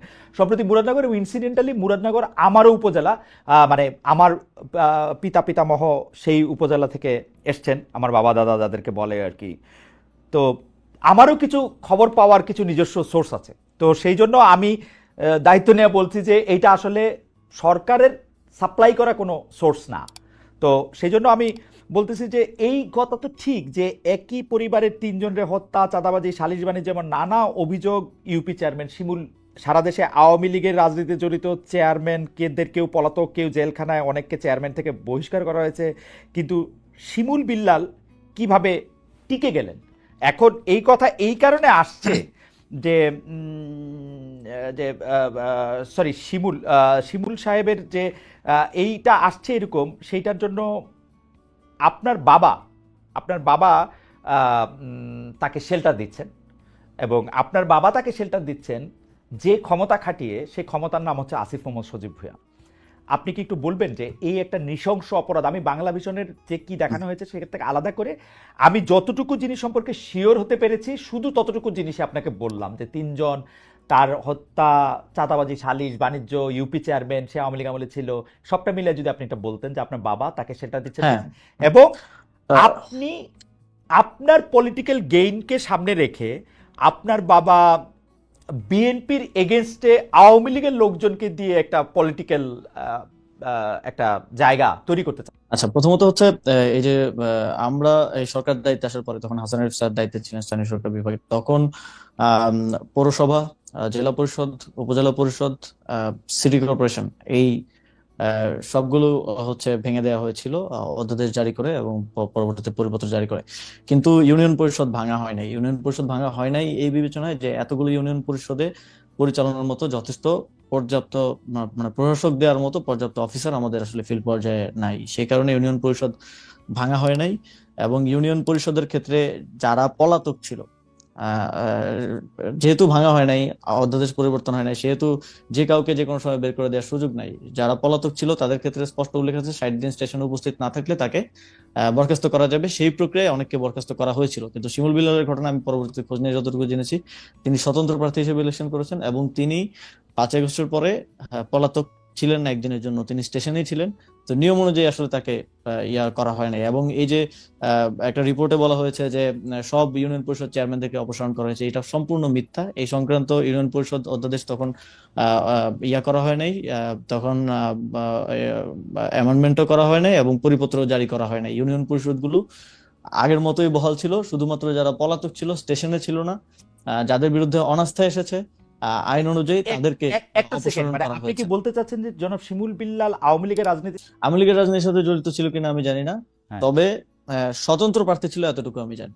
আচ্ছা, আম, তিনি স্বতন্ত্র প্রার্থী হিসেবে নির্বাচনে জয়ী হয়েছেন যতদূর আমি জানি। ওকে, এবং শেল্টারের বিষয় যেটা বলা হয় যে ওই যে একটা ছবি দিয়ে হচ্ছে বলা হয় যে শেল্টার দেওয়া হচ্ছে, ওই ছবিটা কিন্তু ওই ঘটনারও আরো অনেকদিন আগের। এবং ছবিটা দেওয়ার সময় খুব ক্লেভারলি ওই যে নিচে যে ডেট লেখা থাকে, অনেক ফোন দিয়ে ছবি তুলে ডেট লেখা থাকে, ওই ডেট এন্ড টাইমটা আসলে কেটে দেওয়া হয়েছে। আমার কাছে ডেট এন্ড টাইম সহ ছবিটা আছে। হুম, তো আহ, এখানে একটা পারসেপশন তৈরি করা হয়েছে এই জায়গা থেকে। তো ঘটনা আমি স্থানীয় প্রশাসন, পুলিশ সবার সাথে কথা বলে যতটুকু জেনেছি, এই ঘটনাটা যেদিন ঘটে এবং বাদীর স্টেটমেন্টও আমি পেয়েছি যে যিনি ভিকটিম, তিনিও বলেছেন যে আগের রাতে 2টায় ওইখানকার যিনি বিএনপির উপজেলা যুগ্ম আহ্বায়ক এবং ওই ইউনিয়ন পরিষদের সাবেক চেয়ারম্যান, হুম, তার বাসায় ওই বৈঠকটা হয়, যে বৈঠকে আসলে হত্যার বা হামলা করার সিদ্ধান্ত হয়েছিল। শাহ আলম, তিনি হুম, কিছুদিন আগে অ্যারেস্ট হয়েছেন। ওই বৈঠকে এখন যাকে আওয়ামী লীগের চেয়ারম্যান বলা হচ্ছে শিমুল বিল্লাল, তিনিও উপস্থিত ছিলেন ওই বৈঠকে। ওই ওয়ার্ডের মেম্বার উপস্থিত ছিল, ওই এলাকাবাসীর যারা মাথা আছে সবাই উপস্থিত ছিল। রাত 2টা বাজে বৈঠক হয়। এইটা কিন্তু হচ্ছে বাদীর স্টেটমেন্ট, আমার কাছে স্টেটমেন্ট অডিও রেকর্ড আছে। এটা বাদী নিজে বলছেন যে ওই বাসায় বৈঠক করে হত্যার সিদ্ধান্ত হয়। এবং প্রথম 15 দিনের বক্তব্য যদি দেখেন, ভিকটিম ফ্যামিলির কোথাও আমার নাম কিংবা আমার বাবার নাম নাই। এবং যেই ব্যক্তি এই ঘটনায় তার স্ত্রী হারিয়েছে, 2 সন্তান হারিয়েছে, তার স্টেটমেন্ট আছে, ছোটখাটো মিডিয়াতে এসেছে, যে তিনি বলছেন যে তাদেরকে এই ঘটনা ঘটার পরে বিএনপির নেতাকর্মীরা তাদের বাসায় যান, তাদেরকে নানাভাবে চাপ প্রয়োগ করেন, কুপরামর্শ দেন, উপদেষ্টার বাবা এবং উপদেষ্টার নাম মামলায় অন্তর্ভুক্ত করতে বলেন, কিন্তু তারা সেটাতে আপত্তি দেন এবং সেটা তারা করেননি। কিন্তু পরিবারের আরেকাংশকে এবং তার মেয়ের ব্যাপারে যখন আমরা বিভিন্নভাবে তার সাথে কথা বলার চেষ্টা করি, তিনি বলেন যে তার মেয়েকে তিনি আর সেই সময়ের পর থেকে পাচ্ছেন না, তার মেয়ে অন্য জায়গায় আছে। এবং এই যে বিভিন্ন ধরনের স্টেটমেন্ট, বক্তব্য, যেটা প্রথম 15 দিনে আসে নাই। আপনি তো যে কোনো হুম ক্রাইমের ইয়ার ক্ষেত্রে যদি আপনি ভিকটিমের বক্তব্য নেন, তাহলে তো আপনার ফার্স্ট বক্তব্যটা বিশ্বাসযোগ্য হওয়া উচিত, যেটা পরবর্তীতে তাদেরকে, এবং আমরা এটা কি এরকম হতে পারে জনাব ভূঁইয়া, এটা কি এরকম হতে পারে যে প্রথম দিকে আপনার ভয়ে তারা সত্যি কথা বলতে পারেন নাই? আমার ভয়, তো প্রথম দিকে যদি আমার ভয়ে না বলতে পারে, পরে কিভাবে তাহলে বলতেছে? অনেক কষ্টে তো সাহস করে এইটা বলেছেন। এবং এবং না, এখানে যদি যার স্ত্রী মারা গেছে, হুম যার 2 সন্তান মারা গেছে, এবং উনি সেখানে থাকলে উনিও হয়তো মারা যেতে পারতেন, হুম তিনি বলছেন যে তাদেরকে চাপ প্রয়োগ করা হয়েছে। এই ভিডিওটা আছে, আমি প্লে করে আপনাকে শোনাতে পারি, যে আচ্ছা। তাদেরকে চাপ প্রয়োগ করা হয়েছে, তাদেরকে উম, কুপরামর্শ দেওয়া হয়েছে যেন তারা আমাদের নাম অন্তর্ভুক্ত করেন, কিন্তু তারা সেটা প্রাথমিকভাবে রিফিউজ করেছেন। ওকে। তার নিজের স্টেটমেন্ট আছে। আমার মনে হয় যে আমরা আরেকটু অন্য জায়গায় যাই। যে সম্প্রতি আপনার বাবা বিল্লাল হোসেনের বিষয়ে আরেকটা অভিযোগ এসেছিল, যেটা আপনি আসলে স্বীকার করেছেন, যে একটা ঠিকাদারি লাইসেন্স হওয়ার পর আপনি এটা বিব্রত হয়েছিলেন। আপনি বলেছিলেন যে সেটি আসলে একটি ভুল এবং এটি প্রত্যাহারও করা হয়েছিল এবং তার এটিকে নিষেধ করা হয়েছে। কিন্তু আমরা দেখেছি যে একটা স্কুলের সহকারী প্রধান শিক্ষকের উপর অত্যাচার, যেটি আসলে মানে তাকে বিবস্ত্র করে অমানবিক নির্যাতন চালানোর কথা, তিনি এই অভিযোগ করেছিলেন যে বিল্লাল হোসেনকে 2014 সালে বহিষ্কার করা হলে তখন আমি ভারপ্রাপ্ত প্রধান শিক্ষক হয়েছিলাম, সেটাই বিল্লাল হোসেন অর্থাৎ আপনার পিতা, সেটাই তার আসলে এই মানে প্রতিশোধ নেয়ার কারণ। আম, এইটা সম্পর্কে আপনি একটু কিছু বলবেন যে এইটার বিষয়টা কি? হ্যাঁ, হ্যাঁ ভাই, প্রথমত ওই রিপোর্টে তো খুব সুন্দর করে দেখানো হয়েছে, কান্নাকাটি সহ ইমোশন দিয়ে ইয়া করা হয়েছে। তো আমার কাছে এখানে পেপারেই আছে যে এই যে বহিষ্কারের কথা যেটা বলা হচ্ছে, হুম এটা হচ্ছে বাবার স্বাক্ষর নকল করে, হুম এবং হাইকোর্টের ভার্ডিক্ট আছে যে এই স্বাক্ষরটা নকলকৃত। হুম এটা টেকনিক্যাল অ্যাসেসমেন্ট করে ভার্ডিক্ট দেওয়া হয়েছে। স্বাক্ষর নকল করে একটা পদত্যাগ পত্র, মানে অব্যাহতি পত্র, যে উন্নত চাকরি হয়েছে বিধায় আব্বু হচ্ছে যে প্রধান শিক্ষকের পদে অব্যাহতি এবং ছাড়পত্র প্রসঙ্গে, এই যে আমার কাছে এটা আছে, হুম যে স্বাক্ষর নকল করে ওনাকে আসলে বহিষ্কার করা হয়েছে, যদিও সেখানে বলা হয়েছে যে অর্থ আত্মসাতের কারণে বহিষ্কার করা হয়েছে। আমার কাছে হাইকোর্টের এখানে ভার্ডিক্টও আছে এবং শিক্ষা বোর্ডের ভার্ডিক্ট আছে। এটা ওই সময় তো আর আমি উপদেষ্টা ছিলাম না, যে ওই সময়ের ভার্ডিক্ট আছে যে এটা স্বাক্ষর নকল করে তাকে তার পদ থেকে সরানো হয়েছে। এবং এটা তখনকার সহকারী প্রধান শিক্ষক হওয়ার জন্য এবং তখনকার ম্যানেজিং কমিটির সভাপতি তার কিছু কথা না শোনার জন্য এই ষড়যন্ত্রটা তখন করা হয়েছে। এবং আমার কাছে এই তখন, এবং এই যে শিখারানী যার কথা বলা হচ্ছে, তিনিও 4বার বহিষ্কৃত হয়েছেন। হুম 4বার, একবার না 4বার। এবং 4বারের মধ্যে 3বারই ওই সময়কার যিনি ম্যানেজিং কমিটির ডিরেক্টর, মানে সভাপতি হুম মোহাম্মদ আলীর দ্বারা 3বার তিনি ইয়া হয়েছেন। পরবর্তীতে তাদের মধ্যে বোঝাপড়া হয়েছে এবং তারা বাবার বিরুদ্ধে এটা করেছে, যদিও হাইকোর্টের রায় নিয়ে, রায় একবার না, ওকে। যখন শিক্ষা বোর্ড আব্বুকে পুনর্বহাল করলো, ওরা সেটা আপনার কাছে মানলো না। আপনার কাছে কি মনে হয় যে এই যে একটা ষড়যন্ত্র, বা আপনি যেটাকে বলছিলেন যে এইভাবে সাজানো গোছানো জিনিস, এইটার কারণ কি? জনাব বিল্লাল সাহেব কি রাজনীতিতে ওখানে সক্রিয়, নাকি তিনি রাজনীতি করবেন, নাকি আপনি উপদেষ্টা হওয়ার পরে আপনার এই জায়গার শত্রু বেড়েছে বলে আপনি মনে না, করেন? এটা আমি মুরাদনগরের বিষয়ে যদি বলি, মুরাদনগরের ইয়াটা ছিল নির্বাচন করা কিংবা রাজনীতি করার জায়গা থেকে না। কারণ হুম মানে আমি যদি রাজনীতি করিও, আমার মানে রাজনীতির সেন্টারটা মুরাদনগর হওয়াটা আমার জন্যই আরো নেগেটিভ। কারণ যোগাযোগ থেকে হুম শুরু করে সময়, কারণ আমি পলিটিক্স করলে আমি ন্যাশনাল জায়গা থেকে, ন্যাশনাল অ্যাপ্রোচ থেকে করবো, আমি তার স্থানীয় পর্যায়ের হুম নেতা হিসেবে রাজনীতিটা করব না। তো সেই জায়গা থেকে আমার জন্য তো ঢাকা সুইটেবল পজিশন। তো আমি মুরাদনগরে মূলত আমার ইয়া ছিল যে, আপনি জানেন যে বিগত আওয়ামী লীগের সময়ে কুমিল্লার যেই অঞ্চলগুলো বিশেষ করে বিরোধী পক্ষের বিএনপি বা জামাত হুম অধ্যুষিত, সেই অঞ্চলগুলোতে উন্নয়ন কার্যক্রম হয় নাই বললেই চলে। হুম এবং আমার এখানে আমি এসে দেখলাম যে অনেকগুলো কাজ স্যাংশন হয়ে আছে, বরাদ্দ আছে, কিন্তু সেগুলোর কাজগুলো আসলে শুরু করা হয় নাই ওই আঞ্চলিক বৈষম্যের কারণে। আমি সেই কাজগুলা আসলে করতে চাইছি এলাকায়, এবং ওই সংক্রান্ত যেই কার্যক্রম সেটার সাথেই ঠিকাদারি নিয়ে ইয়া ছিল। ঠিকাদারি নিয়ে ঠিকাদারি সংক্রান্ত কিছুই না এখানে আসলে। যেই লাইসেন্সটা বাবা করেছিলেন সেটা ছিল জেলা পর্যায়ের একটা লাইসেন্স। এটা মানে অত বড় লাইসেন্সও না, যেটা আসলে এক্সিএন কর্তৃক মানে জেলা ইঞ্জিনিয়ার যিনি থাকে স্থানীয় সরকারে তিনি এটা দিয়েছেন, এবং সেটা আমি অবগত ছিলাম না। রিপোর্ট করার আগে আমাকে সাইর ভাই নক দিয়েছিলেন যে এরকম একটা বিষয় আমি পাইছি, এইটা তুমি জানো কিনা। পরে আমি খোঁজ নিয়ে জানলাম যে এটা সত্য, এবং আমি ওনাকে বলার পরে উনি রিপোর্ট করলেন, এবং পরের দিন যথারীতি আমি সেটা, যেহেতু আমি এখানে দায়িত্বে থাকা অবস্থায় এটা স্বার্থের সংঘাত হয়, সেই জায়গা থেকে এটা ইয়ে করা। কিন্তু এটা যদি আমার বাবা না হয় অন্য যে কেউ করার, তো এটা তার মানে স্বাধীনতা আছে, যে কোনো ব্যক্তি হিসেবে তো ব্যবসা করার স্বাধীনতা আছে। কিন্তু আমি এখানে দায়িত্বে থাকা অবস্থায় এটা অবশ্যই স্বার্থের সংঘাত। যদিও আমাদের দেশে কোনো এমপি মন্ত্রী স্বার্থের সংঘাতকে কোনো অপরাধ বা ইয়া হিসেবে বিবেচনা করে কিনা আমি জানি না, কারণ আমি যদি আপনি যদি এখনো দেখেন যে সাবেক কোন এমপি মন্ত্রী ছিল। আপনাদের প্রধান উপদেষ্টাও করেন না, তিনি গ্রামীণের নামে অনেকগুলি জিনিস নিয়েছেন যেটা উনি পরে নিলেও পারেন। নিশ্চয়ই আপনার ক্যাবিনেটে একটু আলোচনা করেন। সেটা ভিন্ন প্রসঙ্গ। জি তবে আমি সেটাকে কোনোভাবেই ইয়া করে নেই, প্রশ্রয় দিই নেই, এবং সেটা আমরা কিন্তু বাতিল করেছি সাথে সাথে, এবং আমি বাবাকে বুঝিয়েছি। এবং তার ওই ঘটনার পর থেকেই মোস্টলি গত 5 মাস বাবা আমার বাসায় আছে না, উনি স্কুল থেকে ছুটি নিয়েছেন 6 মাসের। যে স্কুলে উনি প্রধান শিক্ষক, সেখান থেকে ছুটি নিয়ে বাসায় আছেন। আমি বুঝিয়েছি উনি বাসায় থাকছেন, যেহেতু বাইরে গেলে নানা ধরনের বিতর্কে জড়ানোর একটা চেষ্টা আছে। এবং খালেদ ভাই, আমার কাছে এই যে রিপোর্টটা হয়েছিল সেই রিপোর্টের সব পেপার একদম এভিডেন্স সহ আমি একদম নিয়ে বসছি ওকে, আজকে। যদিও হয়তো এত সময় হবে না ইয়া করা। না না, অবশ্যই সময় হবে। আমি এটা নিয়ে কথাও বলতে চাই, কিন্তু দুটো বিষয় আপনার একটু প্রশ্ন আছে। আমি প্রথম কথা হচ্ছে যে আপনি এটা একদম পরিষ্কার করেছেন যে মুরাদনগর বা স্থানীয় রাজনীতির ক্ষেত্রে আপনি নিজেকে রাখতে চান না, স্থানীয় এলাকায় এমপি হওয়াটা সেটা আপনার জন্য নানা কারণে এটা এখন কঠিন। তো এইটি তো মোটামুটি পরিষ্কার, আপনি রাজনীতিতে এলেও আসলে মুরাদনগর থেকে আসলে নির্বাচন করার ব্যাপারে আপনার কোনো ইচ্ছা নাই। সেটি আসলে মূলত ওই এলাকায় যে কাজ বা উন্নয়ন কর্মকাণ্ডের মধ্যে থেকে আসলে ভাগবাটোয়ারা নিয়ে এটা হইতেছে, এটা একটা পরিষ্কার বিষয়। দ্বিতীয় জিনিসটা, আপনি যেভাবে বলতেছেন এবং যে এভিডেন্সগুলো এখন আপনার হাতে আছে, সেই ক্ষেত্রে আপনি এটা আদালতে ট্রাই করবেন কিনা, যা যেসব অভিযোগগুলি করা হয়েছে আপনার বিরুদ্ধে বা যারা আপনার বিরুদ্ধে অভিযোগ করেছেন, যারা আপনার বাবার বিরুদ্ধে অভিযোগ করেছেন, ব্যাপারটা আপনি আদালতে তুলবেন। হ্যাঁ, প্রথমত কেউ লিগেল কোনো অভিযোগ তো করেন নাই।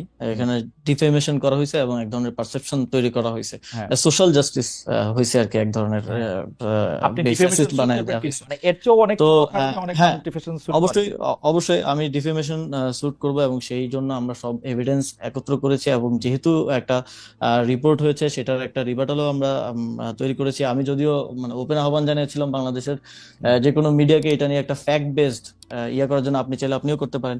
দুই পক্ষের কথা শুনে, ওর কিন্তু একপাক্ষিক রিপোর্ট করা হয়েছে। দুই পক্ষের কথা শুনে আমাদের কাছে যে এভিডেন্স আছে এগুলো নিয়ে জনবিশ্বাস রিপোর্ট করার জন্য। জনবিশ্বাস ছিল একরকম, মানে এটাকে কি বলে, একরকম চ্যালেঞ্জই আমি বলবো। তিনিও তরুণ, প্রায় আপনার থেকে একটু বড় অবশ্য, কিন্তু তিনিও তরুণ, তিনিও একরকম চ্যালেঞ্জ জানিয়েছেন। তো আমরা মনে করি যে এইসব বিষয়গুলি নিয়ে যদি কোনো ডিসপিউট হয় সেটা আদালতেই এটার মীমাংসা করা উচিত, এবং সেই ক্ষেত্রে নিশ্চয়ই আপনি উপদেষ্টা, সেই জন্য আপনি কোনো বাড়তি প্রভাব আপনার থাকবে সেটা আমরা মনে করি না। আমরা মনে করি আদালতেই এটির সমাধান হওয়া উচিত যদি এরকম না, অবশ্যই আমি আমি উপদেষ্টা হয়ে আর যাই হই, আমার তো মানে বিচার চাওয়ার অধিকার আছে। তো সেই জায়গা থেকে এটা আমরা আইনি ব্যবস্থা নিব, এবং সেই জন্য প্রয়োজনীয় সকল ডকুমেন্টস সহ সবকিছু আমরা প্রস্তুত করছি। আপনার সাবেক এপিএস জনাব মোয়াজ্জেমের বিরুদ্ধে দুর্নীতি তদন্ত করছে দুদক। তার বিরুদ্ধে 100 কোটি টাকার দুর্নীতির অভিযোগ রয়েছে, তিনি দুর্নীতিতে জড়িয়ে পড়েছেন। আমাদের প্রশ্ন, এটি আপনি কখন জানতে পেরেছিলেন, এবং দুর্নীতিতে জড়িয়ে তিনি আপনার নাম এবং প্রভাব খাটিয়েছেন কিনা? কারণ তার পক্ষে তো আর কোনো এক্সিকিউটিভ সিদ্ধান্ত নেওয়া সম্ভব না, সিদ্ধান্ত আপনার পক্ষে নেওয়া সম্ভব। আপনিও এটার সঙ্গে আসলে জড়িয়েছেন কিনা, যদি আপনি ফেয়ার ট্রায়াল চান, আপনারও আসলে দুদকে হাজিরা দেওয়া উচিত কিনা, পুরোটা নিয়ে যদি একটু বলেন। এটা তো খালেদ ভাই, এটা তো মানে বিভিন্ন রিপোর্টে আসলে পারসেপশন তৈরি করা হয়েছে। এখন যদি আমি প্রথম দিক থেকে বলি যে মোয়াজ্জেম নিজে অব্যাহতি দিয়েছে। তো অব্যাহতি দেওয়ার পরে এটা সংবাদ মাধ্যমে প্রচার করা হলো যে এটা ইয়ে করা হয়েছে, এটা মানে তাকে বহিষ্কার করা হয়েছে, মানে অপসারণ করা হয়েছে। অব্যাহতি আর অপসারণের মধ্যে তো পার্থক্য আছে। তো এটাকে প্রচারটা করা হয়েছে প্রাথমিকভাবে ভিন্নভাবে, এবং পরবর্তীতে আমি যেটা বললাম যে এই যে গোয়েন্দা সংস্থা চোথায় নিউজ করে 311 কোটির একটা নাম্বার উইদাউট এনি রেফারেন্স উঠায় দেয়া। এখন আমি টকশোতেও একজন নেতাকে বলতে শুনলাম যে 200 কোটি তার অ্যাকাউন্টে পাওয়া গেছে নাকি, এটা কোনো ব্যবস্থা সরকার নিচ্ছে না কেন। কিন্তু আপনি যদি দেখেন সে সময় ইয়া করেন যে আমি কিন্তু যখন অভিযোগটা আসে তখন আমি নিজে দুদকের চেয়ারম্যানকে অনুরোধ করছি এই বিষয়ে ইয়া করার জন্য, তদন্ত করার জন্য, এবং দুদকে সেটা তদন্ত চলমান আছে। সর্বশেষ আমার খোঁজ নেওয়ার যখন সুযোগ হয়েছে তখন আমি যতদূর জেনেছি যে কোনো প্রকার দুদক সাধারণত কি দেখে থাকে, কোনো নতুন সম্পত্তি ক্রয়, ব্যাংক অ্যাকাউন্ট, মানি লন্ডারিং, এই বিষয়গুলো আছে কিনা, এই ধরনের কোনো প্রকার প্রমাণ তারা পান নাই। একটা জিনিস পেয়েছেন, সেটা হচ্ছে মোয়াজ্জেমের ভাইয়ের বড় ভাইয়ের ব্যাংক অ্যাকাউন্টে 14 লাখ টাকা একবার ঢুকছে, আবার বের করা হয়েছে, এবং সেটার ব্যাপারে আমি পরে জানতে চাই, আমি যতটুকু জানতে পেরেছি যে সেটা ওর মায়ের চিকিৎসার জন্য কোনো একটা ভিসা ইস্যুর জন্য হচ্ছে অ্যাকাউন্টের টাকা দেখাতে হয়, এই জন্য কারো থেকে ধার নিয়ে সেটা ঢুকানো হয়েছিল এবং পরবর্তীতে বের করে আবার পরিশোধ করা হয়েছে। তো এটা আমারও দায় বর্তায়, যে এটা খোঁজ নেওয়া, যে আমার ওটা ক্ষমতার অপব্যবহার করে কেউ দুর্নীতি করছে কিনা। সেই জায়গা থেকে কিন্তু দুদককে আপনি মোহন ভাইকে জিজ্ঞেস করতে পারেন। আমি নিজে ওনাকে ফোন করে বলেছি যে আপনি ইয়া করেন, এবং আমি গোয়েন্দা সংস্থা এনএসআই ডিজিএফআই দুইটাকেই বলছি যে আপনারা এটা নিয়ে অনুসন্ধান করেন, করে আমাকে জানান যে কোথায় আসলে দুর্নীতি হয়েছে। কিন্তু সেরকম কিছু আমরা এখন পর্যন্ত পাই নাই। সেরকম কিছু দুদকেও পেয়েছে বলে আমি সর্বশেষ আপডেট জানি না। অবশ্যই সেটা যেহেতু তদন্ত চলমান আছে, সেটার বিষয়ে রিপোর্ট পাওয়া যাবে, সবাই দেখবে। কিন্তু এটা এই যে রিপোর্ট করে সমানে বিভিন্ন জায়গায় মিম বানিয়ে বা ফেসবুক পোস্টে একটা পারসেপশন যে তৈরি করা হলো যে এপিএস দুর্নীতি করছে মানে উপদেষ্টাও দুর্নীতি করছে। আজ পর্যন্ত দেখেন, আমাদের এত সার্ভেলেন্স হয়, এত কিছু লিক হয়, এত মানে ভিডিও চলে যায়, এটা চলে যায়, ওটা চলে যায়, আজ পর্যন্ত আপনার কি মনে হয় না যেরকম কিছু করলে মানে ইয়ার দুর্নীতির প্রমাণ, কিংবা বা দুর্নীতি করে থাকলে অর্থ তো মানি ম্যানেজমেন্ট, এটার কোনো প্রমাণ না, সামনে আসা আমি আসার কথা? আমার অবশ্যই মনে হয়, ভালো প্রশ্ন করছেন আসিফ, আমার কাছে মনে হয়, কিন্তু আমি মনে করছি আপনি তো একটা দুর্দণ্ড প্রতাপশালী উপদেষ্টা, আপনি এগুলি চাপাও দিতে পারেন। সেই জন্য এটা হইতে পারে আর কি, যে আমরা জানতে পারতেছি না, আমরা যারা সাধারণ লোক। আমি প্রশ্নটা একটু অন্যভাবে করি। আমাদের প্রশ্নটা একটু এরকম, আমাদের দর্শকদের মতটা একটু বলে রাখি। দর্শকরা বলছেন যে আমি নাকি আপনাকে কুসুম কুসুম প্রশ্ন করছি এলাকার, কারণ শিখারানি নিয়ে তো আপনি এড়িয়ে গেলেন, হুম। ওনার বাবা মপ করে তাকে লাঞ্ছিত করেছেন, এটার এখতিয়ার তাকে কে দিয়েছেন, এটা জনাব এস এস সামির এই প্রশ্ন করেছেন। আপনি এটার জবাব একটু এটার পরে দিয়ে, আপনি শুধু এইটা বলেন যে ডক্টর মোহাম্মদ ইউনূস বলেছিলেন যে তার উপদেষ্টারা এবং তার সরকারে যারা থাকবেন তারা সম্পদের হিসাব দিবেন। আপনি কি আপনার সম্পদের হিসাব দিতে রেডি আছেন? মানে আপনি কি আপনার সম্পদের হিসাব দিবেন? মানে এই উপদেষ্টা হওয়ার পরে কি আপনার সম্পদ অনেক বেড়েছে? দুইটাই যদি হ্যাঁ, একটু বলেন। সম্পদের হিসাবের ক্ষেত্রে ওই জি। সম্পদের হিসাব প্রথম মাসে আমাদের থেকে চাওয়া হয়েছিল, কিন্তু হুম, আমার কোনো আমি যেহেতু আয়কর, এর আগে আমি আয় করতাম না, তো হুম, আয়কর রিটার্ন তো আপনি জানেন যে হুম, নাম্বার খোলার পরে 1 বছর পরে আয়কর রিটার্ন জমা হুম, দিতে হয়। হুম, হুম, তো আয়কর রিটার্ন জমা দেওয়ার সময়টা হয় না, সে কারণে আমি সম্পদের হিসাব দিতে পারি না। আমি ক্যাবিনেটকে অবগত করেছি যে আমি এর আগে কোনো আয় করতাম না, যে কারণে আমার নাম্বারটা নতুন খোলা হয়েছে। হুম। তো সম্পদের হিসাবটা আমি যখন এই যেহেতু 1 বছর অলমোস্ট হয়ে গেছে, এবং এখন আমার অবশ্যই সরকারি বেতন ভাতা আছে, আয় আছে, তো এটা আমি যথারীতি দিব। এবং আয়কর রিটার্ন জমা দেওয়ার পরে এটা আমি সরকারের কাছেও দিব, এবং পাবলিক ডোমেইনেও আমার সম্পদের আয় ব্যয়ের হিসাবটা আমি দেব।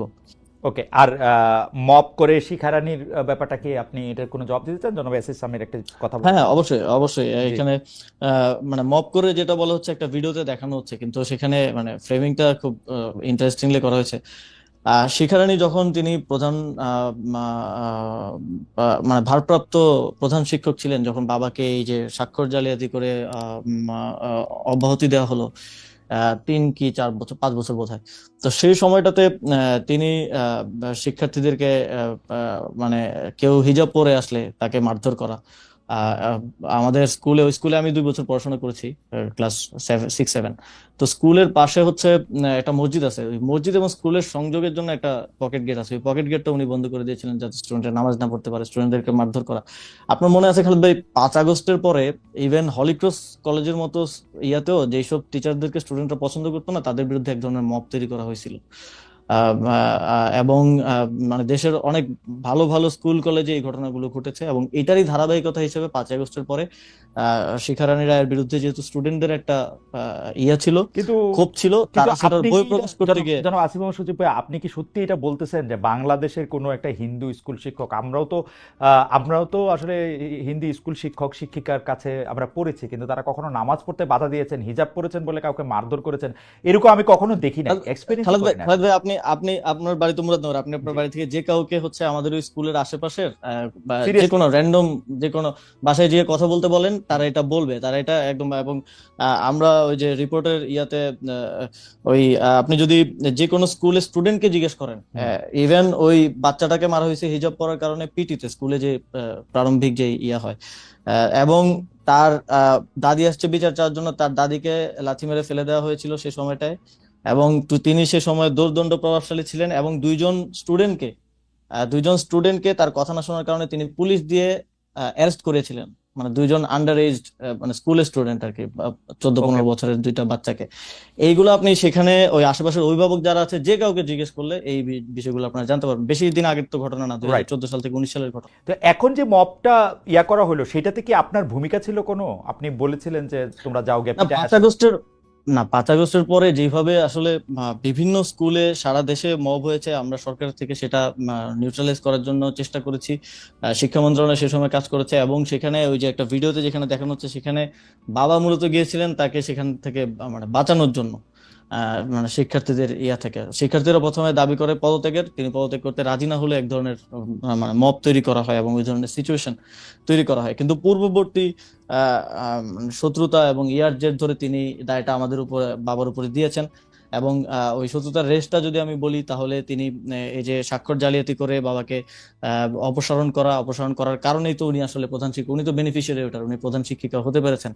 এবং পরবর্তীতে শিক্ষা বোর্ড সেখানে দেয় যে ওনাকে আবার পুনর্বহাল করার জন্য, আমার যে মনে হয় এটা ভুয়া। এবং সেখানেও ওনারা মানেননি, হাইকোর্টে ওনারা দুইবার রিট করেছেন, দুইবারই ভার্ডিক্ট বাবার পক্ষে আসে। হুম, এবং পরবর্তীতে বাবা তার ওই যে 5 বছর যে চাকরিতে ছিলেন না, হুম। সেই বকেয়া বেতন ভাতা সহ আবার চাকরি পুনরায় ফেরত পান 2020 সালে। আমার মনে হয় এই ব্যাপারটা আসলে আদালতে ট্রাই করা উচিত, কারণ আপনি আপনার কথা বলছেন, তারা তাদের কথা বলছেন, সেই ব্যাপারটা আসলে আদালতে দেখা উচিত। না, অবশ্যই আমি আদালতে ট্রাই করবো, অবশ্যই আমাদের কাছে সব এভিডেন্স আছে। রাইট। আমরা আমরা একটু খেলার মাঠে আসি। আপনাকে বড় বড় দুটি মন্ত্রণালয়, যুব ক্রীড়া মন্ত্রণালয় যথেষ্ট বড়, তার বাইরে আপনি স্থানীয় সরকার ও পল্লী উন্নয়ন সমবায় মন্ত্রণালয়, সেটি সবচেয়ে বড় মন্ত্রণালয়গুলির একটা। কিন্তু আপনার সবচেয়ে আলোচিত ঘটনা হচ্ছে যে আপনার নিয়োগ করা বিসিবি সভাপতি ফারুক আহমেদকে সরিয়ে তার জায়গায় আবার আমিনুল ইসলাম বুলবুল সাহেবকে আপনি নিয়োগ করেছেন। ফারুককে অপসারণের আগে আপনি বলেছিলেন দুর্নীতি নয়, ব্যর্থতার দায়ে তাকে সরানো হয়েছে। তো 9 মাসের মধ্যে আপনি সফল বা ব্যর্থ এটি আপনি বুঝতে পেরেছেন কিনা? বাজারে বিভিন্ন ধরনের কথা প্রচলিত আছে। একটি কথা হচ্ছে যে মানে আপনি যেভাবে চেয়েছেন সেভাবে আসলে বিসিবি আপনি পান নাই, কারণ ফারুক ভাই আসলে আপনার কথা শুনতেন না। অনেক রকম কথা আছে এরকম যে আপনি, আমি যদি এটাকে এরকমভাবে বলি যে শত্রুর শত্রুকে ঘায়েল করতে গিয়ে আপনি ফারুক ভাইকে এরকম একটি ইয়ার মধ্যে দিয়ে নিয়েছেন। আপনি একটু বলবেন যে 9 মাসে তো ব্যর্থতা সফলতা এটা বোঝানো সম্ভব না। খালেদ ভাই, ফারুক ভাইকে তো মানে আমাদের সরকার দায়িত্বে আসার পরে আমরাই নিয়ে আসছি। এখন স্পোর্টসের ক্ষেত্রে যেটা, স্পোর্টসের স্টেক হোল্ডারদের সাথে কথা বলার মাধ্যমে ওই সময়টায় সবাই ফারুক ভাইয়ের ব্যাপারে খুব পজিটিভ বলেছে, এবং সেই জায়গা থেকে ফারুক ভাইকে দায়িত্বটা দেওয়া হয়েছে। এবং এনএসসির 2জন ডিরেক্টরের কোটায় ওনাদেরকে নেওয়া হয়েছিল, সেখান থেকে উনি পরে প্রেসিডেন্ট নির্বাচিত হয়েছেন। এখন মনে করেন অনেকে এটা বলে থাকে, কিন্তু দেখেন যে বোর্ডে আরো 9জন ডিরেক্টর আছে, 9জন ডিরেক্টরের মধ্যে 8জন ডিরেক্টর মন্ত্রণালয়কে অভিযোগ করেছে যে ফারুক আহমেদ স্বেচ্ছাচারিতা করছেন, কোনো সিদ্ধান্ত তিনি যেভাবে কনস্টিটিউশনে উল্লেখ আছে সেভাবে নিচ্ছেন না। এবং আমরা কাজ করতে গিয়ে যেভাবে আমাদের অভিজ্ঞতা যেটা হয়েছে, বিপিএল আয়োজনে গতবার কি ব্লান্ডার হয়েছে এটা আপনি দেখেছেন। আমরা মন্ত্রণালয় থেকে ওইটা নিয়ে আমাদের একটা তথ্য অনুসন্ধান কমিটি করা হয়েছিল মন্ত্রণালয় থেকে। কমিটির রিপোর্ট একটা বড় নিয়ামক ছিল এই পরিবর্তনের ক্ষেত্রে। ওই আমরা মন্ত্রণালয় থেকে বলেছিলাম যে রাজশাহী এবং চট্টগ্রামের যে টিম দেওয়া হচ্ছে, they are not capable to run a BPL team. এবং আলটিমেটলি ওইটাই হয়েছে, তারা বিদেশি প্লেয়ারদেরকে স্যালারি দিতে পারে নাই, দেশি প্লেয়ারদেরকে স্যালারি দিতে পারে নাই। আমাদের জাতীয় আন্তর্জাতিক ভাবে আমাদের অনেক মান ক্ষুণ্ণ হয়েছে। এবং এই যে এগুলোকে কি আপনি মানে ব্যর্থতা বলবেন না? এগুলো তো অবশ্যই। এবং বাংলাদেশের ক্রিকেটের যে ক্রম অবনতি, এবং একই সাথে ক্রিকেটের থেকে ওনার ইন্টারেস্ট আমি দেখছি যে পরবর্তীতে আবার কিভাবে প্রেসিডেন্ট হয়ে আসা যায়, সেটার জন্য ক্লাব কিভাবে নেওয়া যায়, তারপরে বিজনেস থেকে শুরু করে বিভিন্ন দিকে ওনার ইন্টারেস্টটা বেশি দেখা গেছে। তো সেই জায়গা থেকে যেহেতু আমরা আনকনস্টিটিউশনাল কিছু করি নাই, যেহেতু এনএসসির 2টা ডিরেক্টর কোর্ট আছে, ওই ডিরেক্টর কোর্টে তিনি ছিলেন, যেহেতু এটা মন্ত্রণালয়ের আসলে মনোনয়ন, মন্ত্রণালয় চাইলে সেই মনোনয়ন উইথড্র করতে পারে। পারফরমেন্স বিবেচনায় আমরা মনোনয়নটা উইথড্র করেছি, এবং সেখানে নতুন একজনকে মনোনয়ন দিয়েছে, এবং যথারীতি তিনি আমার নির্বাচিত হয়ে জাস্ট ছোট প্রেসিডেন্ট একটা হিসেবে দায়িত্ব প্রশ্ন, পালন করছেন। বিসিবির যে অন্য 8 ডিরেক্টর, মানে 9 ডিরেক্টরের মধ্যে 8 ডিরেক্টরই তো গত সরকারের সময়ও ছিলেন, সেইটা আপনারা বিবেচনায় নিয়েছিলেন কিনা?